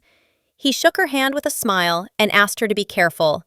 He stated that he knew that she would be worried, so she should take care of herself. Finally, the young lady said with a smile that she would do everything in her power, so he should not worry. She smiled and said goodbye to him. He stared at her for a while, not wanting to let her go. He knew his office would be empty without her, but he knew he couldn't stop her. After some time, she told her friends that she was leaving, and they looked at her with no less surprise and asked where exactly she was going. Usanil smiled and stated that it was related to her research, and she had to go to one place if she wanted to learn more, so she assumed that they wouldn't be able to see each other for a while. Usanil said with a smile that if they decided to get married, they should just have a wedding. She said that they should not give up on it because of her. At that very moment, the young lady said that this would not happen, but her beloved declared that he agreed. They looked at each other in surprise. While their friend looked at them with a smile, after a moment, they still wished her a good journey and, most importantly, a safe one. That evening, the young lady met her parents and announced her trip. Madame asked excitedly about her return. She wanted to know how long her daughter would be busy with work. At that moment, the Duke cried out, as he did not want to allow his daughter to go on a dangerous journey. He shouted that if he knew she would return safe and sound, he could wait as long as she wanted. He understood that she was leaving without any guarantees, and therefore he was worried that something might happen to her. The lady told her husband that their daughter had made this decision, and as parents, they should believe her. She said that he had previously said that he would support his daughter, whatever her decision was. She understood that this was a necessary choice for her. Madame said that if her family tried to stop her, it would be hard for her. Yusinil, in turn, quietly listened to her parents, but she still understood that they would let her go, no matter how difficult this decision might be for them. But she was sad because she understood that she had the most difficult moment left. After some time, she met her lover, and he greeted her with a smile. He said with a smile that she must have had some free time since she wanted to meet in the greenhouse. He asked if she really wanted to spend time with him and look at the flowers. He said that he always looked after the flowers so she could admire them every day. Yusinil looked at her lover with sadness and said that she had to tell him something. He looked at her in surprise and asked what had happened because he saw that she was serious. She sighed and announced that she was leaving. Tesfalun, taken aback, asked what she was talking about, but at that very moment he remembered the compass and realized that she had finished working on it. He was furious because he had not helped her so that she would leave. Tesfalun shouted to his beloved that she could take him with her and they could leave together. She asked for forgiveness because she could not do such a thing. He was shocked and did not understand why she refused. Looking away from him, she stated that this journey was something she had to go through, to correct herself alone, and she couldn't drag him into it. Tesfalun asked, trembling, what he should do when she left, for she meant the world to him. The young lady slowly approached her lover and quietly called him. She looked at him intently and stated that he should listen to her very carefully because she had told him a secret. She sighed and stated that she remembered her past life. He was taken aback because he did not understand what was being discussed. She said she was different from everyone else because of her memories. For this reason, she continued to study magic in order to meet her mother from her past life. After all, her mother was the whole world to her. But in the end, she suddenly passed away without even saying goodbye to her. Yusinil said she left her mother alone, and she felt guilty ever since. The emperor was taken aback and looked at her with tears in his eyes. She said that this does not mean that this life is not important to her. She said that the new life is very dear to her, because she decided that she would return no matter what happened. She understood that if she managed to get into her past world, then she would return. But unfortunately, she didn't know how long it would take, and so she asked him to wait for her because she wanted to come back to him, and when she came back, they could get married and live together. With tears in her eyes, Yusinil said with a smile that back then, they could just wake up next to each other and start the day together. She wanted to spend every day and every free time with him. She wanted to live a full life next to him. At that very moment, the emperor pulled away from her and quietly called her by name. He understood that he couldn't just let her go and wanted to enjoy her to the fullest. She pushed him away and asked him to wait a bit. Looking away with embarrassment, she stated that it was too fast. She wanted them to slow down a little, and he agreed with her and said that he loved her, and she said that she loved him too. The next day, the young lady was ready to leave. She turned around because she heard Sister ask when she would be back. Ganyel, with tears in her eyes, said that she would be sad without her. Yusinil said with a smile that if her sister behaved well, she would return soon. Yusinil told her sister to eat well and not forget to do her homework. The madam wished her daughter a safe journey with a smile. She said that they would be waiting for her all the time. Meanwhile, the Duke could not bear it and burst into tears in front of his daughter.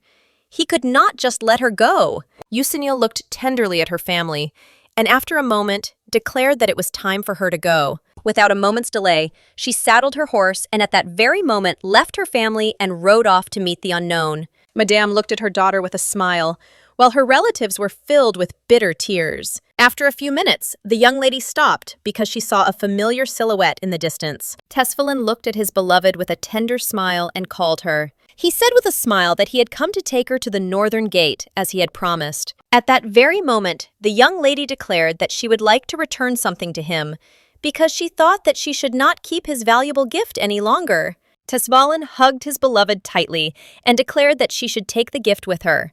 She was taken aback and asked if he knew what it was. He declared that it was his heart, which she could take with her.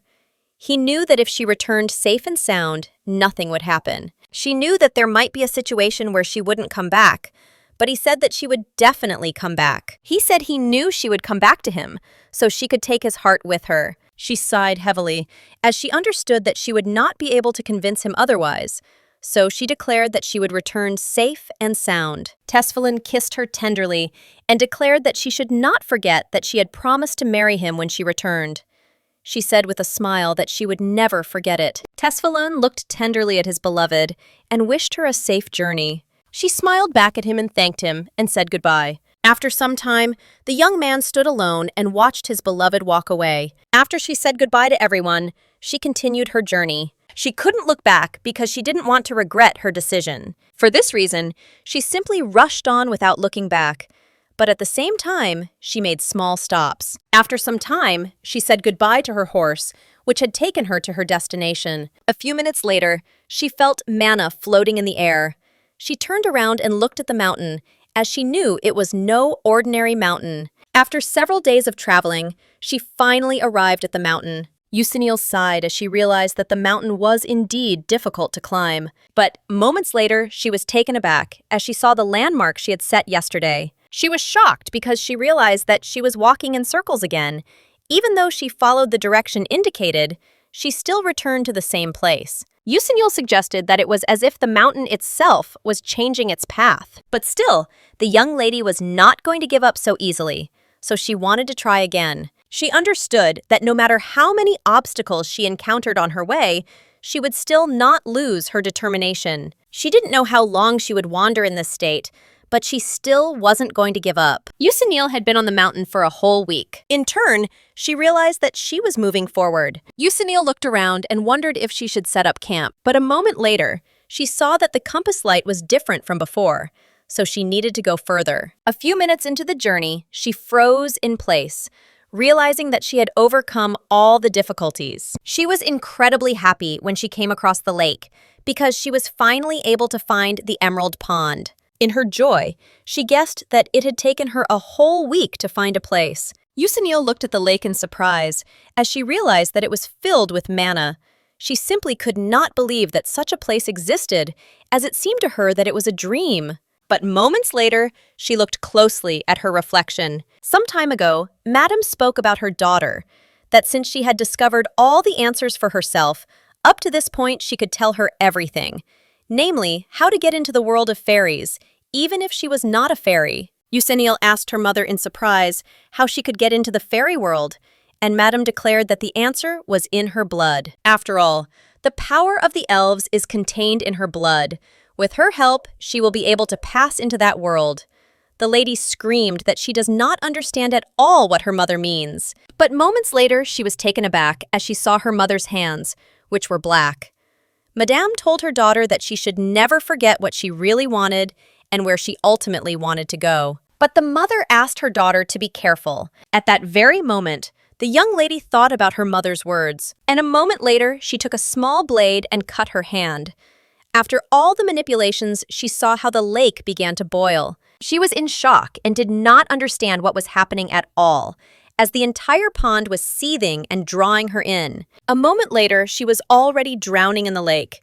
The young lady could not breathe, but she knew that she must not lose consciousness. After some time, she opened her eyes and was taken aback, as her head hurt, but she did not know where she was. The little inhabitants of the new world greeted her with a smile and welcomed her to the magical world. She asked in surprise if they knew who she was, and they said that of course they knew, since they were the ones who had brought her and they were waiting to greet her. At that very moment, she was informed that the queen was waiting for her and she should follow them. Looking around, the young lady noticed that she had entered a wonderful world. They said that it was all because their world was magical and filled with happiness. They said that in this world, one could get rid of all sorrows, and they also noted that it would be good if she could find peace in their world. The fairy looked closely at the young lady and stated that she felt that she was worried, and in that case, she could stay in their world and gradually think everything over. But the young lady stated that she did not have time.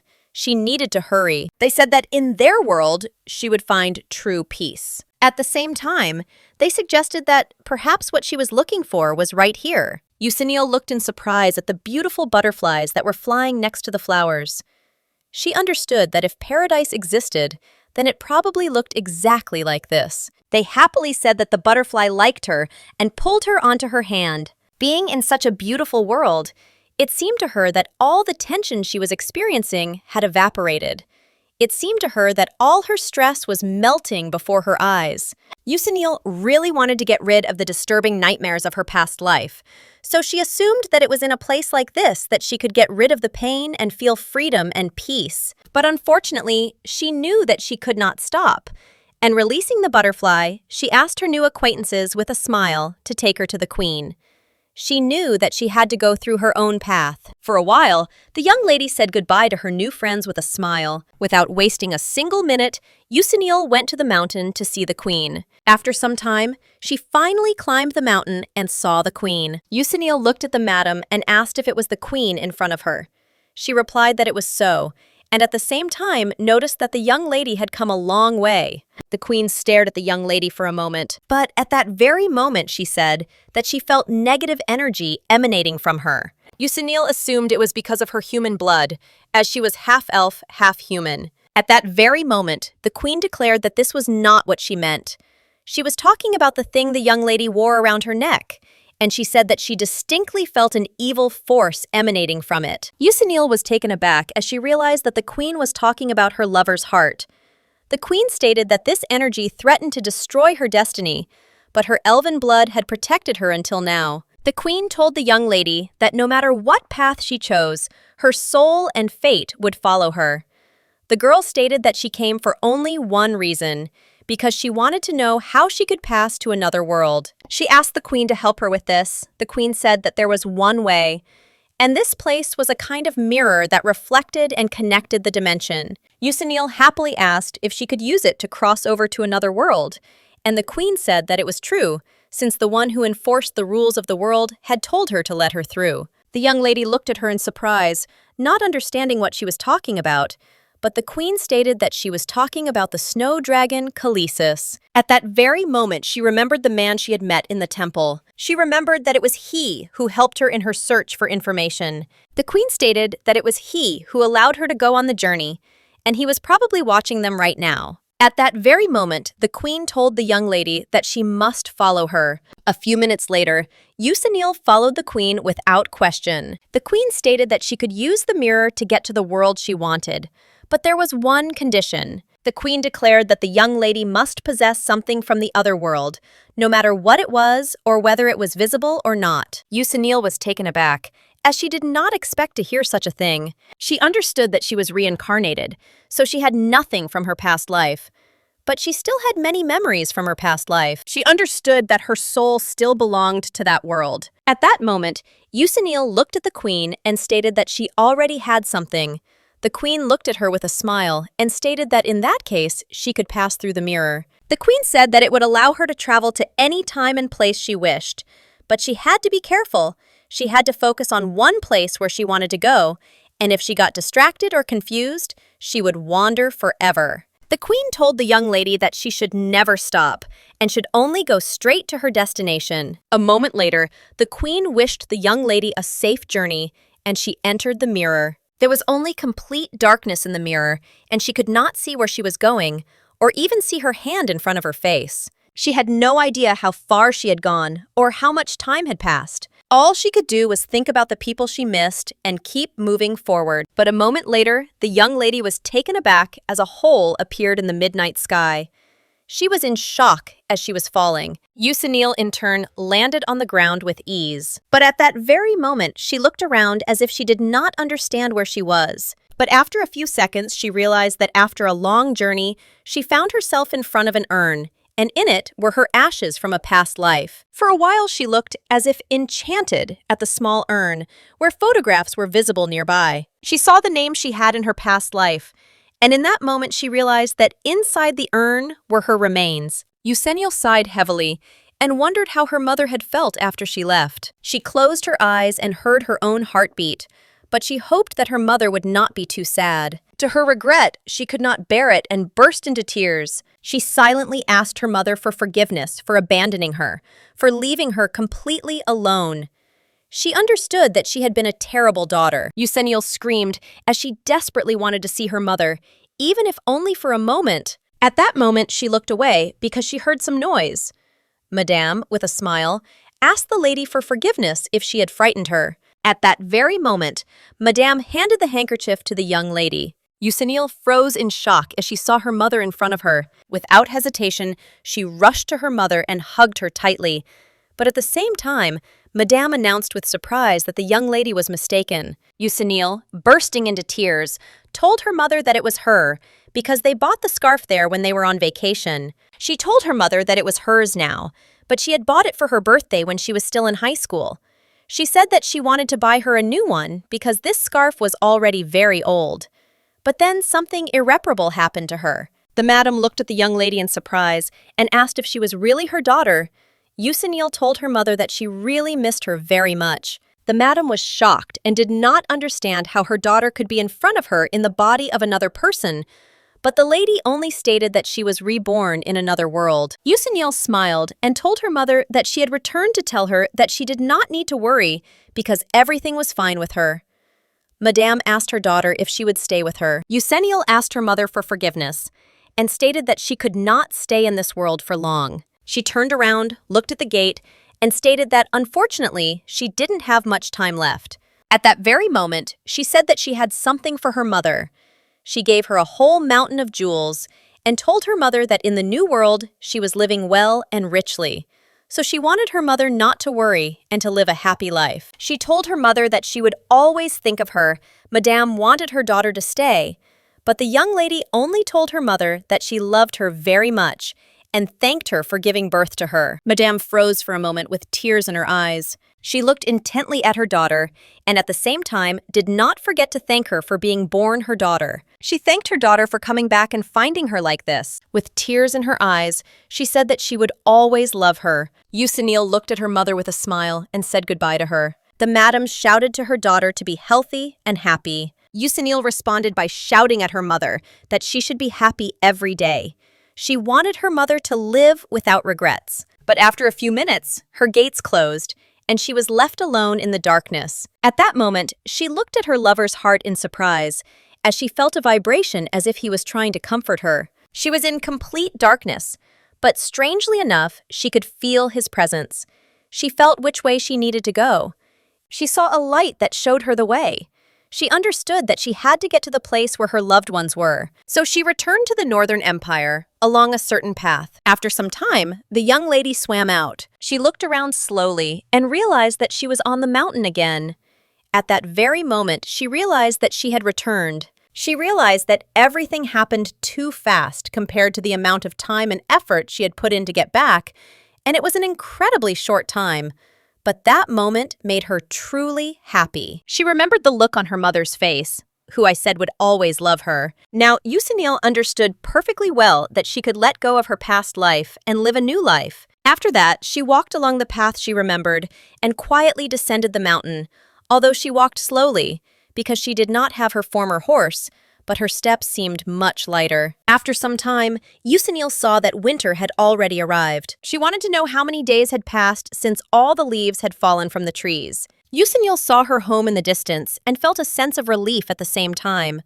But all her feelings disappeared in the blink of an eye, as she was informed that she could not get around. The knight said that this was not a place where one could just come and go whenever one wanted. He said that she could return to where she came from. He said that no matter how much she insisted on coming in, she had to leave this place immediately. A moment later, the coachman stopped near them and asked with bewilderment what all the fuss was about near the gate. Yuseniel, without wasting a minute, called the man. He flinched when he saw the young lady. At that very moment, he shouted to the Duke to come out at once, as the young lady had returned. At that very moment, he looked at his daughter with tears in his eyes, because she really was in front of him. The Duke got out of the carriage and asked in surprise if this was true. At that very moment, he saw his daughter, and tears appeared in his eyes. He quickly rushed to her and asked if it was really her. He said that he simply could not believe what he saw.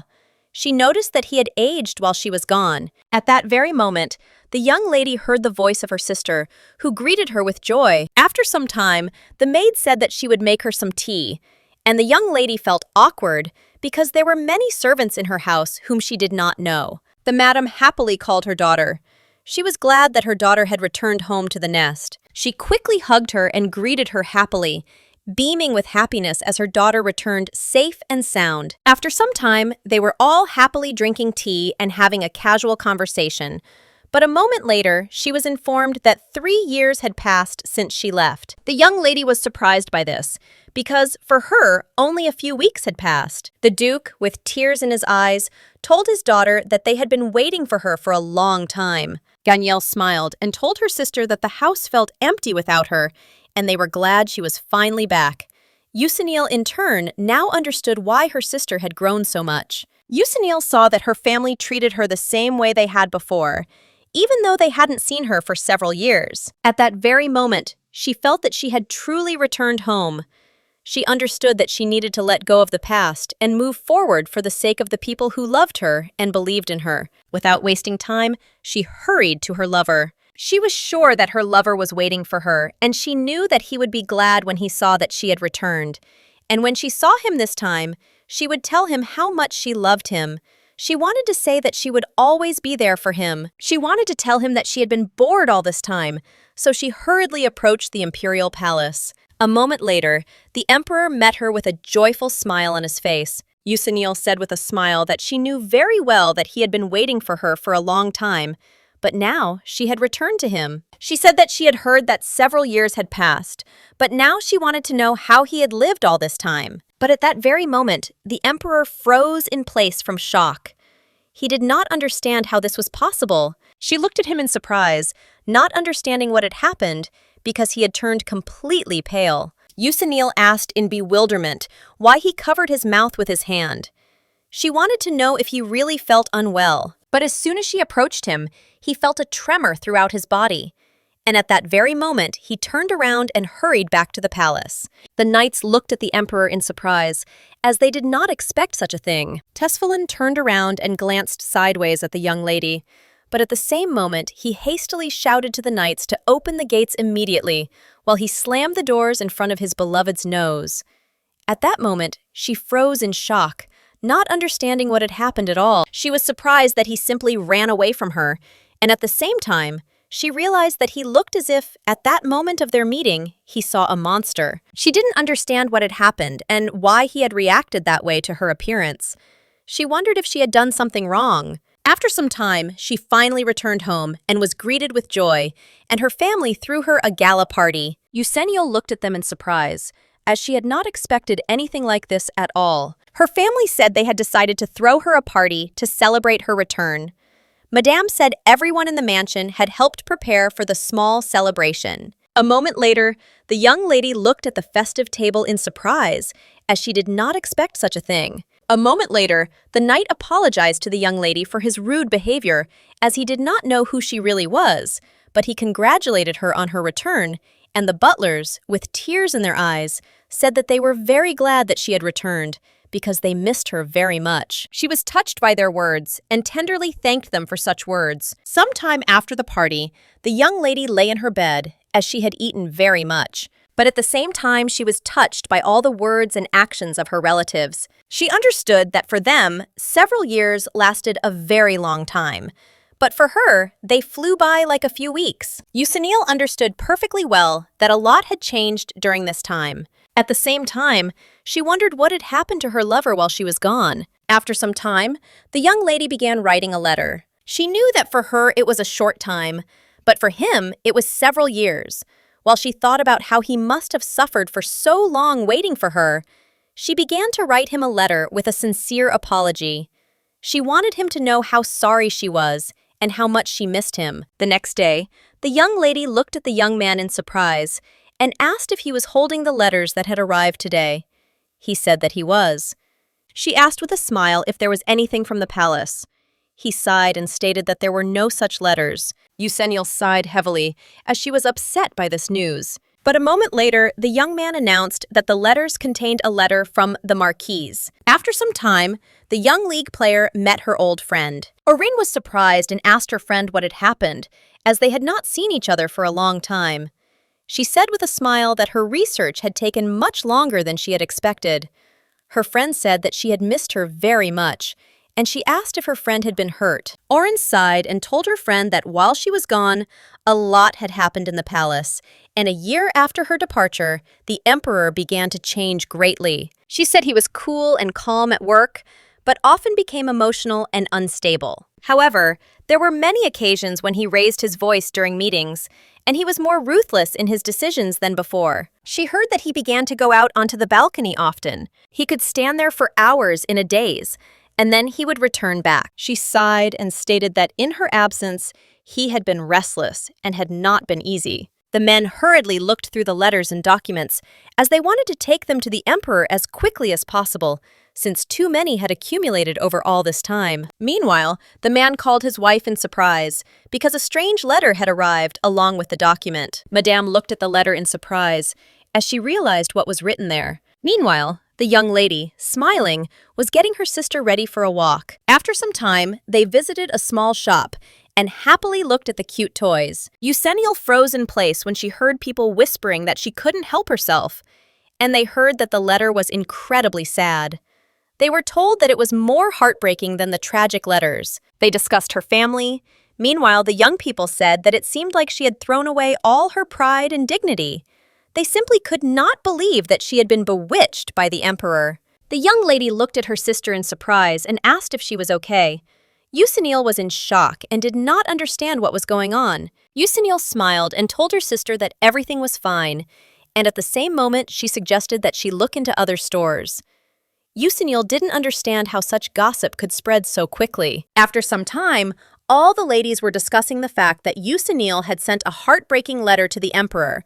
They said that she had been writing to him for some time, but he was so irritated that he simply threw the letters away. At the same time, the servant was told that she not only wrote him letters, but also came to his palace, but he simply sent her away. They said she had lost her pride and dignity. At the same time, the young lady was furious, because wherever she went, people whispered and criticized her. Eugenial understood perfectly well that the rumors were becoming bolder and more vicious every day, and eventually turned into ridicule of her family. After some time, the young lady finally invited all her relatives to the meeting, as she needed to tell them something. She sighed and stated that she was sure they had already heard all the rumors about her. Her family did not answer, but the Duke, in turn, could not stand it and shouted that she did not need to worry because he would never believe the poisonous gossip. He shouted that she should simply ignore them. Madame looked at her daughter and stated that she had heard everyone talking about her sending letters to the emperor, and rumors were spreading that she was aiming for the post of Empress. She looked closely at her daughter and asked her if she knew why people said such things about her. She sighed and stated that she and the emperor were lovers. At that moment, everyone present was taken aback, as they did not expect to hear anything like this. She sighed and stated that it was true, and that this was the case until she left. Eugenial sighed and stated that when she saw him for the first time in years, he didn't say anything and just ran away as soon as he saw her. And since then, there was only silence from him. She couldn't understand why he did that, so she sent him a letter to get an answer. Shedding bitter tears, she said that she did not know that their contents would become public knowledge and cause an explosion of rumors. She said that she was very ashamed in front of her family, and she did not want her family to be dragged into a scandal because of her. At that very moment, all her relatives came to her and said that they did not know that she had been coping with everything alone. The Duke looked at his daughter with a tender smile and declared that, whatever the reason for his change, she should value herself more. The lady, with a smile, said that she agreed with her husband. She wanted her daughter to go through something similar and start loving herself again. She said that it was not her fault and she should not blame herself. Her sister said with tears in her eyes that she didn't want her to be hurt again because she was their most beloved person in the world. Eugenial, with tears in her eyes, thanked her family for their kind words. This was the first time she cried in front of her family. All she could think about was leaving. She withdrew into herself and kept her distance from everyone, trying to cope with everything alone. But now she realized that she had a family who always took care of her. Now she understood which path she had to take. But she knew for sure that wherever she went and whatever she did, she would not be alone. She sent many requests to visit the palace, but she always received the same answer, and she was puzzled, since the answer was the same as the previous one. She was furious and did not understand what the emperor was doing and why he was behaving this way. She thought that he had already heard the rumors that had been circulating in the capital for a long time. So she wanted to know why he had been silent all this time. She wanted to know what exactly he was thinking about. But at the palace gates, she was met by knights who told her that she could not enter until she introduced herself. When she took off her hood, the knights were taken aback because they recognized her. At that very moment, she declared that she was the duke's eldest daughter, and without wasting a minute, she introduced herself. Eusenia looked intently at everyone present and declared that she had come to see the emperor. For some time, she was allowed into the imperial palace, but before leaving for the emperor's office, she was told that he was busy with a very important matter, so they could not let her through. She said that since he was inside, she would wait until he was free, but she was assured that he had several important things to do, so they would not be able to meet. She stated that it would take a little time. The man sighed heavily and said that he had already told her several times that the emperor would not receive her during the day, so she had to leave. She was furious and insisted on being let in, but the knight declared that the emperor had no intention of meeting her. Eusenia was puzzled by what she heard, but at the same time, she understood that she could not do anything about it. She knew he wasn't going to date her, so she didn't want to hold out any hope anymore. She realized her feelings for him were over. As she left, she mentally said goodbye to her lover. Meanwhile, the emperor watched intently as she left the palace. He saw and felt her pain and disappointment. He felt her despair and sadness, and he also felt relief. And he understood that this simply could not be. He assured himself that this was not true at all. At that moment, he remembered their meeting and how she said that several years had already passed. He was shocked then and did not understand why he could see something like that. He didn't understand why he saw her soul, because this was the first time something like this had happened. As he watched her walk away, all he wanted in that moment was to rush towards her and stop her. He wanted her not to leave. Tesfalin wanted to shout these words after her, but in turn, he bit his lips and remained silent, because he knew how important this journey was for her. He knew that she would have reached it no matter what. But at the same time, he knew that he would wait for her, no matter what, because she promised him that they would be together. He knew that she would stay with him forever when she returned from her journey. After some time, all the guests greeted the emperor. At the same time, they did not forget to praise him. He understood that he was the emperor who ruled the Northern Empire, but he knew that if he ever doubted, the empire would be in danger. After some time, the men greeted the emperor. They said that under his reign, their land prospered, and they were enchanted and at the same time admired his unprecedented wisdom and determination. He knew he had to defend his position until she returned, no matter what. Sometime later, the emperor was sitting in his office and sorting through a whole mountain of documents. But after a few minutes, he saw that it had started to snow. He wanted to know if the place she went to was the same as their empire. He wanted to see her as soon as possible. Tesfalun missed his beloved very much and was eagerly awaiting her return. After some time, he declared the meeting closed, but his subjects assured him that he was too harsh, and they wanted him to reconsider his decision. He left, and they shouted after him to think about everything again. Tesfalun turned around and asked angrily how they dared to say such a thing to him. He was furious because they were questioning his decision. He stated that it seemed they were trying to destroy order in the empire.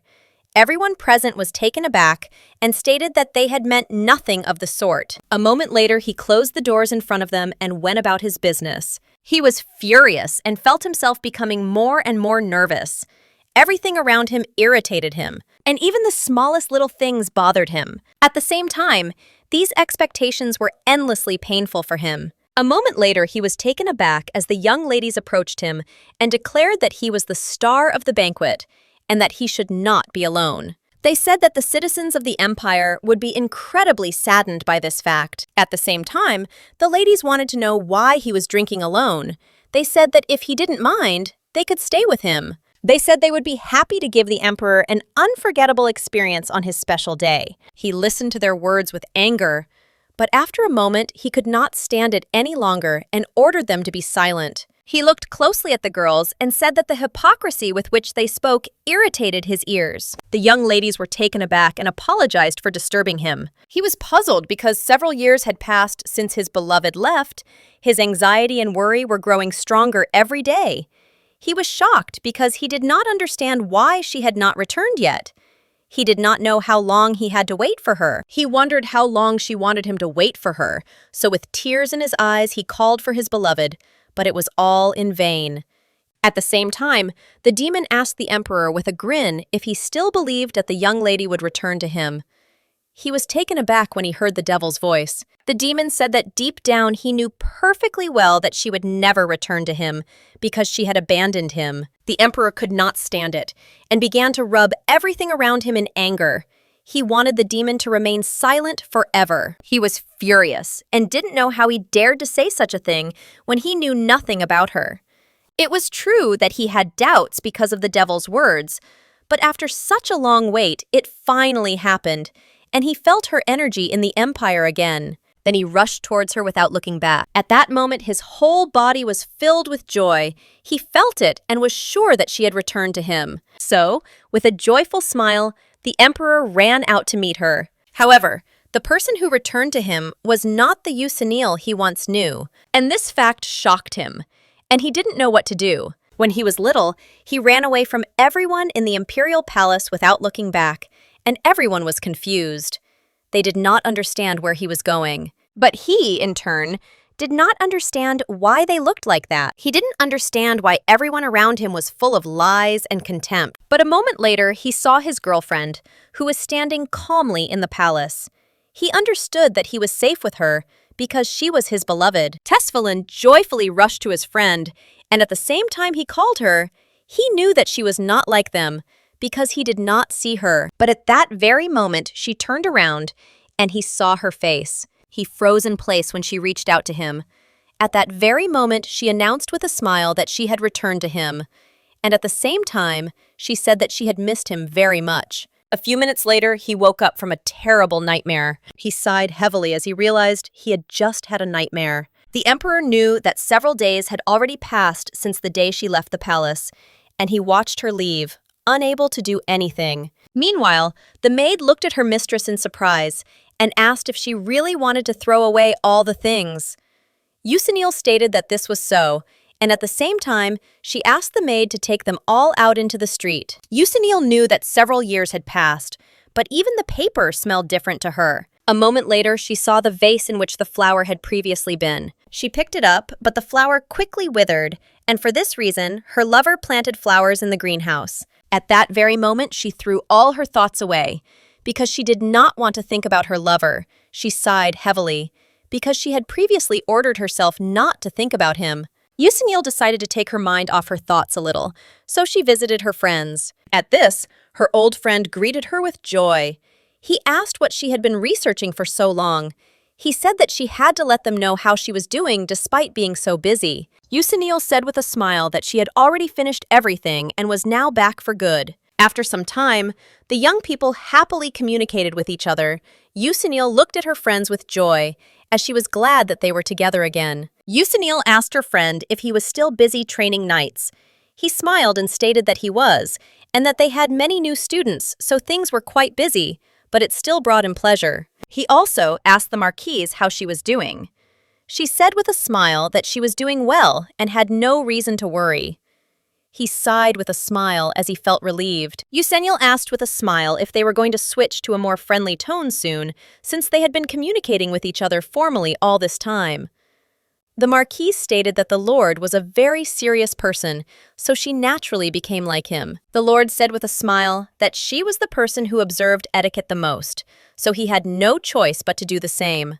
Usanil looked at her friends with a smile, because she understood that they had not changed at all. At the same time, Ruby was practicing fencing with her friend, but she was losing. Ruby admitted her defeat with a smile, but stated that she never thought there would be such a big difference between them. Ganyel told her friend that she was just lucky, and her friend was also very good at fencing. Moments later, she turned around because she saw her sister. Daniel smiled and told her sister that she would protect her from now on, so she didn't have to worry in vain. Sometime later, the young league received an invitation to a New Year's ball, but her family assured her that if she didn't want to go, she could just stay home. She said with a smile that they didn't need to worry and that she really didn't care about such rumors. She knew that this time it was different, and she was going to the appointment for herself, not for anyone else. Although some time had passed before the day of the reception, and as soon as the young lady entered the hall, everyone began to whisper, for they had heard that she had seduced the emperor, but he had rejected her. They were shocked because she tried to pretend like nothing happened. At the same time, everyone present noticed that she was truly beautiful and refined. It hadn't been more than a few minutes since she entered the hall, and a young man immediately called her. He looked at her with a smile and asked if she would spare him some time for a dance. She smiled and thanked him for the invitation, but stated that she would like to walk around the room for a while. He sighed, feeling disappointed. Meanwhile, the emperor looked intently at his beloved. He couldn't take his gaze off her, but at the same time, he saw her disappear into the crowd. All this time, he missed her very much and understood that he should be happy because he saw her bright smile. But he was puzzled and did not understand why his heart hurt so much. The emperor could not bear it and rushed onto the terrace. He felt bad about everything that was happening, but he did not understand why she behaved this way. He did not understand why she looked different before. After some time, the man informed the emperor that the scouts had informed them that the demons had begun to be active again and that they needed to move forward immediately. He asked the emperor when they would hold a council on this matter. The emperor did not answer his subordinate, but after a few minutes of reflection, he asked the man to wait a little outside. Tesfalin was puzzled, as he could not concentrate on anything. The only thing that occupied his thoughts was his beloved. After a few minutes, he decided to take a little walk, but at that very moment, he stopped, because he heard the whispers of the maids who were talking to his beloved, and that she had fallen on her knees and cried in front of him, and at the same time, she was saying that he should look at her. They said that after this outburst, her family's reputation was ruined. They knew that the Duke's financial situation was not so bad, but they did not understand why she behaved so desperately, while they said that, most likely, she just wanted to become Empress. At that moment, the emperor looked at them menacingly and asked what they were talking about. The young maids started, as they did not expect to see him. But at that very moment, he shouted angrily and asked who had spread such absurd rumors. He asked angrily from whom they had heard such things. After some time, the emperor saw a letter that was addressed to him, but unfortunately, this letter went to the wrong address, and for this reason, such rumors spread. Tesfalin ran away because he was scared and couldn't accept that she had changed. But now, after reading the letter, he understood that she was still the same. He understood that it was he who had changed. He was furious with himself because he realized that it was he who had turned away from her. The young lady turned around as she heard someone calling her. Turning around, she saw her old friend. He greeted her with a smile, as they had not seen each other for a long time. After a few minutes of conversation, he noticed that she was the same. She stated that he also remained the same. He asked when she planned to return to the academy. She didn't know the answer to his question, but he stated that she could return at any time, and the young lady was extremely surprised to hear something like that. He said with a smile that she could come back whenever she wanted to see her place, so it remained unoccupied. She was glad to hear something like that. A moment later, the young lady announced with a smile that this composition was her favorite, and without a moment's hesitation, the professor extended his hand to her. He asked with a smile if she would do him the honor of dancing with him. He stated that she might, but he also noted that such an opportunity was extremely rare. Euseniel agreed to his proposal with a smile. A few minutes later, the young people were shining on the dance floor. At the same time, everyone looked at them intently, as they were dazzling. The young ladies said that the young people looked like the main characters of the play. Worthing the Strong said that she danced well. The young lady smiled and said that it was all thanks to him, because he led her well. But unfortunately, their dance did not last long, as the emperor suddenly intervened. Euseniel was shocked by this, and at that very moment, everyone turned their attention to them, as they had not expected anything like this. At that very moment, the emperor told his companion that he had something to tell her. He said he was wrong and he was very sorry, so he hoped she would forgive him. But to his surprise, Yusinil didn't answer him. After a moment, she still said that she did not understand why he was asking her forgiveness. She said that she had no reason to forgive him. The emperor was taken aback and immediately grabbed her hand, as he intended to speak with her in a more private setting. After a few minutes, they finally came out into the corridor, but the young lady took her hand back and stated that he should let go of her immediately. She looked at him menacingly and said that he could not just drag her along with him. She asked if he understood the situation this put her in. At that very moment, throwing aside all his pride, he knelt before her and asked for forgiveness. The emperor said that he was wrong and it was all his fault. He begged her for forgiveness, standing on his knees. Yusinil sighed and stated that he had settled in well, since all he had to do was apologize. He was taken aback and looked at her in surprise. She looked at him with fury and asked if he knew what people were talking about just now. They were talking and calling her an abandoned one, whom the emperor simply used and threw away. She spoke with fury that it was because of him that she was expelled from the empire. Now, people were pointing fingers at her again because of him. She said that since he was the emperor, he could pretend he didn't know anything and just apologize to her. She asked angrily why her family had to go through something like this. The emperor was shocked, he called her. Yusinil couldn't stand it any longer and asked why she had to go through such pain again because of him. He said that he was very sorry, but she screamed furiously and asked him not to come near her. She screamed that she believed him and believed everything he said, but now she did not know if it was true that he loved her. However, she screamed that their relationship had always been just an illusion, which changed depending on his mood. She threw his heart at his feet and screamed that they knew perfectly well that he did not love her. She said he was just so intoxicated with his own emotions that he walked all over her like it was nothing. She turned around and said she didn't want him to talk to her anymore. For some time, the emperor stared after her, unable to say anything. At the same time, the maids looked at the sky in surprise. They did not understand why suddenly gray clouds appeared in the clear sky, and unexpectedly for everyone, the sky became gloomy. Worthing hurriedly asked his friend if she was okay. He wanted to know what had happened, but she said with a smile that nothing serious had happened and he didn't need to worry. But a moment later, a terrible roar rang out in the hall. Everyone present was shocked. They did not understand what was happening at all. But a moment later, the people noticed a terrible crack in the ceiling. Less than a few minutes later, a chandelier fell into the middle of the hall. Everyone began to leave the beautiful hall in a hurry. At the same time, the madam screamed and called for her daughter. Yusinil quickly ran to her mother, and her mother asked if everything was okay. She assured her mother that everything was fine, and at the same time, Madame said that they needed to leave quickly. Yusinil ran to the carriage, but her sister stopped her. The young lady presented her sister with a beautiful stone with a smile and stated that she had found it on the floor in the hallway. She told her sister that it seemed to be something important to her, and at the same time, she was glad that her sister had not lost it. After some time, the aristocrats whispered among themselves, and as they understood that the situation was very bad, since there had been an earthquake and extreme weather events for several days in a row, but at the same time, they did not understand why the emperor did not give any orders. Meanwhile, the butler hurried to the emperor. Knocking on the door, he told the emperor that he would like to talk to him. Coming into the room, the man was taken aback, as he saw a very eerie picture. The butler asked the emperor to pull himself together. He wanted the emperor to save their empire.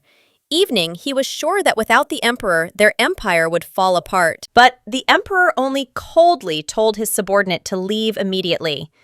The man tried to calm the emperor down, but he only became furious. The man shuddered as he realized that all his persuasion had been in vain. A moment later, the emperor was left alone with his thoughts.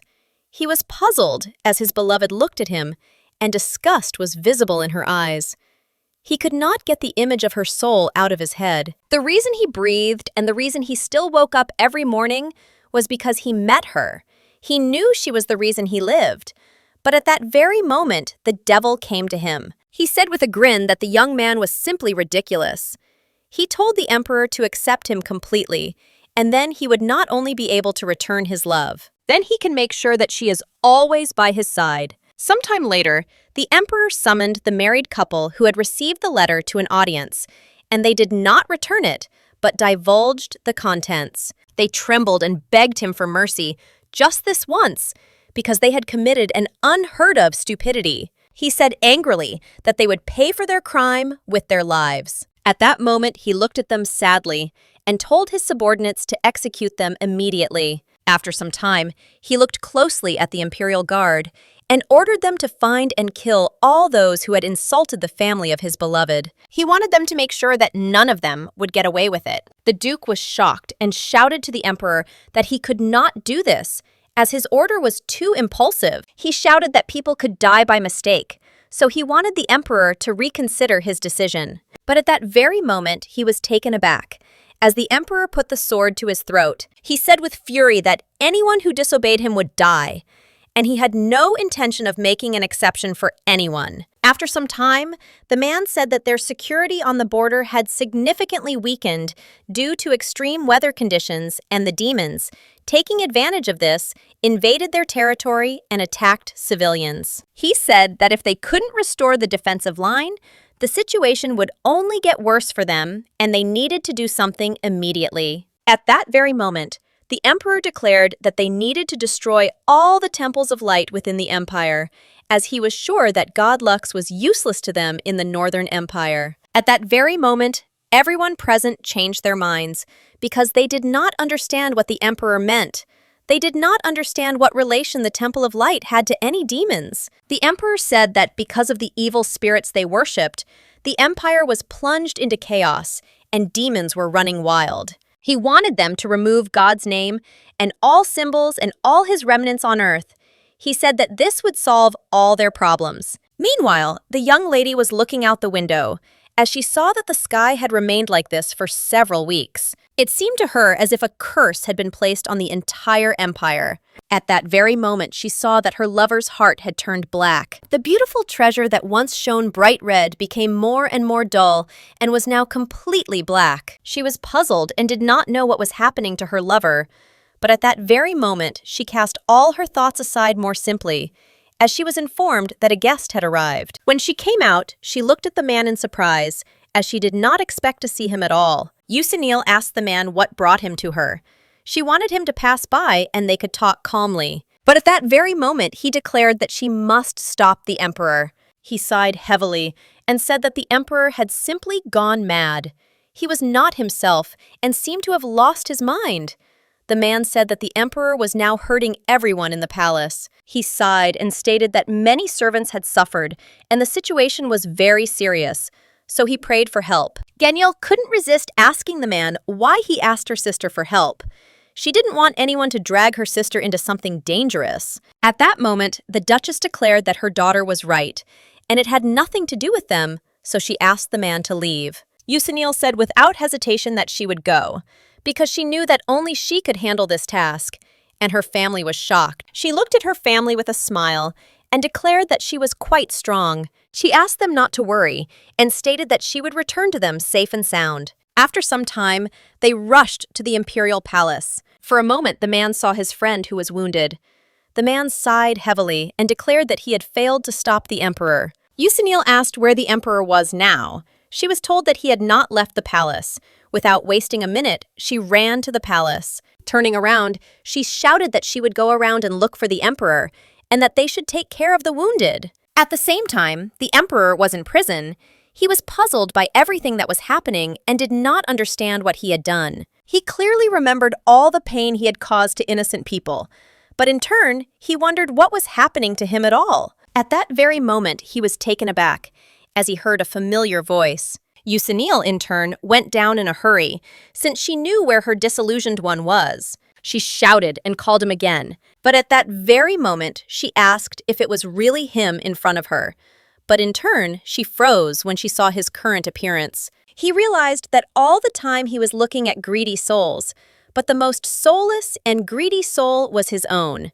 At that very moment, he came to his senses, as he heard the voice of his beloved. A moment later, he screamed horribly as the demon inside him pressed down on him. At that very hour, a terrible roar thundered in the palace, and an earthquake began. The young lady shouted after him, but he did not listen. He quickly ran into the dungeon while she ran after him. Usanil, I made my way through the falling rocks. He was puzzled and simply could not let her see him like this. He understood that she would hate him even more. A moment later, she entered the dungeon and asked where he was. She wanted to know if he was wounded. But he screamed at her to stay away from him. Bursting into bitter tears, he screamed at her not to come near him because he didn't want her to see his ugly side. But the young lady had no intention of giving up. She immediately came closer to him and hugged him tightly, asking for forgiveness. She said that she really wanted to apologize to him because she was very sorry. Usanil said that all her previous words were too harsh, and she was truly sorry. She knew that he had plucked up the courage to apologize to her, but she had not accepted him, but only hurt him. So she understood that he was in great pain. Tesfalun. He asked his beloved if she didn't hate him for becoming a monster. She said that it didn't matter to her, but he was extremely shocked by her words. But at that very moment she kissed him tenderly. She declared that she loved him very much, regardless of what he looked like. Usanil said with a smile that it didn't matter to her whether he was human or not. She still loved him. Usanil said that even if his hair and eyes were a different color, she would still love him. Tesfalun was shocked and immediately hugged her tightly. He hugged her tightly, crying and asking for forgiveness. But his inner devil told him that he shouldn't give in to empty words. He was told that he shouldn't trust her because she would simply deceive him and eventually leave him. The devil told him to kill her immediately. Usanil was taken aback and told her companion that he had squeezed her too hard. At that very moment, the demon informed the young man that he must immediately convince him. The emperor could not stand it and pushed his beloved away. She looked at him in surprise, as she did not understand what had happened. At that very moment, he reached for his heart and tried to rip it out of his chest. She looked at him in surprise and asked what he had done anyway. He screamed that he had pulled the devil out of his chest. At that very moment, the emperor pointed to the heart and declared that before the devil escaped, he must get rid of it. Usanil froze in place for a moment, but at that very moment she said that she would do it for him, so he should stay put and not move. She slowly approached the first emperor. She reached for his blade, which was embedded in the body itself. At that very moment, she pulled out the blade. Without hesitation, she struck the blade into the heart. Moments later, she heard her lover's voice. She ran to him and asked if he was okay. He said that now that the devil was dead, he was back to normal. Without a moment's hesitation, he thanked her for saving him. She was shocked because she saw that he had lost consciousness, and so she screamed for him to wake up immediately. But it was all in vain. After some time, they finally got out of the dungeon, and walking along a long corridor, the young lady screamed and called for someone to help. Tesfalun sighed heavily and asked his beloved to stop. She asked in surprise what had happened. He sighed and stated that he was having difficulty breathing. She screamed with tears in her eyes that he had to hold on a little longer. She didn't want him to pass out in her arms. But a moment later, she heard a man's voice, and the man was saying that she should leave the emperor alone, since he was supposed to die. She was taken aback and turned around because she heard a familiar voice. The man bowed and thanked the young lady for stopping the devil's attempt to seize power. He said with a smile that if it weren't for her, this world would have been destroyed. But at that very moment, he declared that everything would not end as long as the devil's blood continued to flow in the emperor's veins. Without a second thought, Usanil shielded the emperor with her body. He told her to get out of the way immediately, but she was categorically against it. He said that until the demon blood was completely eradicated, disasters would continue. He asked if she wanted to put up with everything that was happening. Usanil screamed that she would put an end to this because she would always be by his side. She said that even if new disasters happened, she would stand up and protect him no matter what happened. Looking at the man, she said that everything would be fine and he didn't need to worry. He sighed and stated that, in that case, there was nothing he could do to help her. A moment later, he turned around, intending to leave them. At that very moment, the young lady screamed and said that he must help her. She wanted to know how to save her beloved. She screamed and begged for help from the snow dragon. He sighed and declared that she should fill the void in him with what she had. At that very moment, she froze in place. She gazed intently at her lover for some time. She burst into bitter tears because she saw that he was not breathing. Usanil, in turn, understood perfectly well that she could not lose him. She knew that she would do anything because she wanted to save him. At that very moment, she placed his own heart into his chest, and a moment later, he came to his senses. Yusinil, with tears in her eyes, asked her lover if he was okay. He sighed and said that he could hear her voice. She cried because she couldn't believe that it was finally all over. He hugged her tightly and thanked her for saving him. The next day, she asked him with a smile if she was sure she was okay. She wanted him not to overwork himself, but he said he had had enough rest. Tesfalin said with a satisfied smile that thanks to her, he began to sleep much better.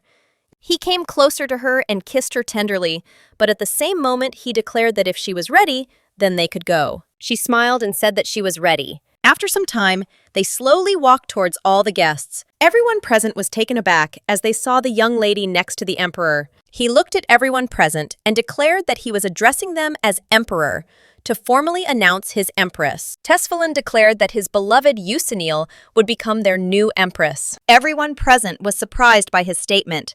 While he said that the young lady was from a noble family, kind and noble, but most importantly, he truly loved her. Yusinil, looking at everyone, introduced herself and declared that she would be by the emperor's side and would do everything possible for the prosperity of the empire. And she also promised that, as their empress, she would devote herself to them with all her body and soul. At that very moment, a man from the crowd shouted and greeted the empress, and a moment later, the rest of the aristocrats joined his jubilation. The lady sighed heavily as she realized how it all ended. Her husband tried to calm her down as he saw that the young people were full of determination. She was puzzled and wondered if this was intended from the beginning. After all, when her daughter was born, the fairy queen gave her prophecy. When she was born, she was said to have the power to suppress darkness and to be able to end chaos. However, she should have known that the closer she got to the subject, the more her life would be in danger. The fairy queen said that for this reason, she must not turn away from the light, and she must not stray from the path. Madame knew that the emperor could put her life in danger. After all, there was darkness lurking in his soul, but in the end, it couldn't change anything. She knew that if this was the path her daughter wanted to take, she couldn't turn her down the other road. She prayed silently, hoping that her choice would protect her. A little later, a grand wedding took place. Everyone was delighted, because they saw that their empress was simply beautiful. They said that she looked like a goddess from heaven. Lily, in turn, sheepishly said that her young lady really did look like a goddess, but her brother quietly said that she should be more quiet. Ruby looked at her friend shyly as she looked elegant. The emperor looked at the young lady with a satisfied smile and declared that he was giving her his heart because it had beaten only for her, and that his heart would always remain with her. She looked at him with a smile and declared that he was her emperor and he was her whole world. A moment later, the emperor tenderly kissed his wife. Everyone present looked at them intently because they could not believe that their precious Yusinil had gotten married so quickly. The professor looked at the young lady with a gentle smile. He was happy for her and wished her happiness. A few minutes later, the empress threw a bouquet into the crowd and announced that the next person to catch it would get married. To everyone's surprise, the bouquet was caught by young people. Edel asked his companion with embarrassment if she really wanted to catch the bouquet. The marquise was embarrassed by such a question. She shouted that it just flew in her direction by chance. Meanwhile, the emperor and empress were giggling contentedly as they looked at their friends. After some time, the young people left the noisy crowd and went to the tree. The empress said with a smile that when they were little, they often sat under it. At that very moment, the emperor froze in place and remembered how it was under this very tree that he proposed to her. At that very moment, he began to tremble and declared that he was very happy and simple. He could not believe such a thing. Yusinil came closer to her husband and declared with a smile that she loved him. He looked at her tenderly and declared that he also loved her. At that very moment, he tenderly kissed his lawful wife.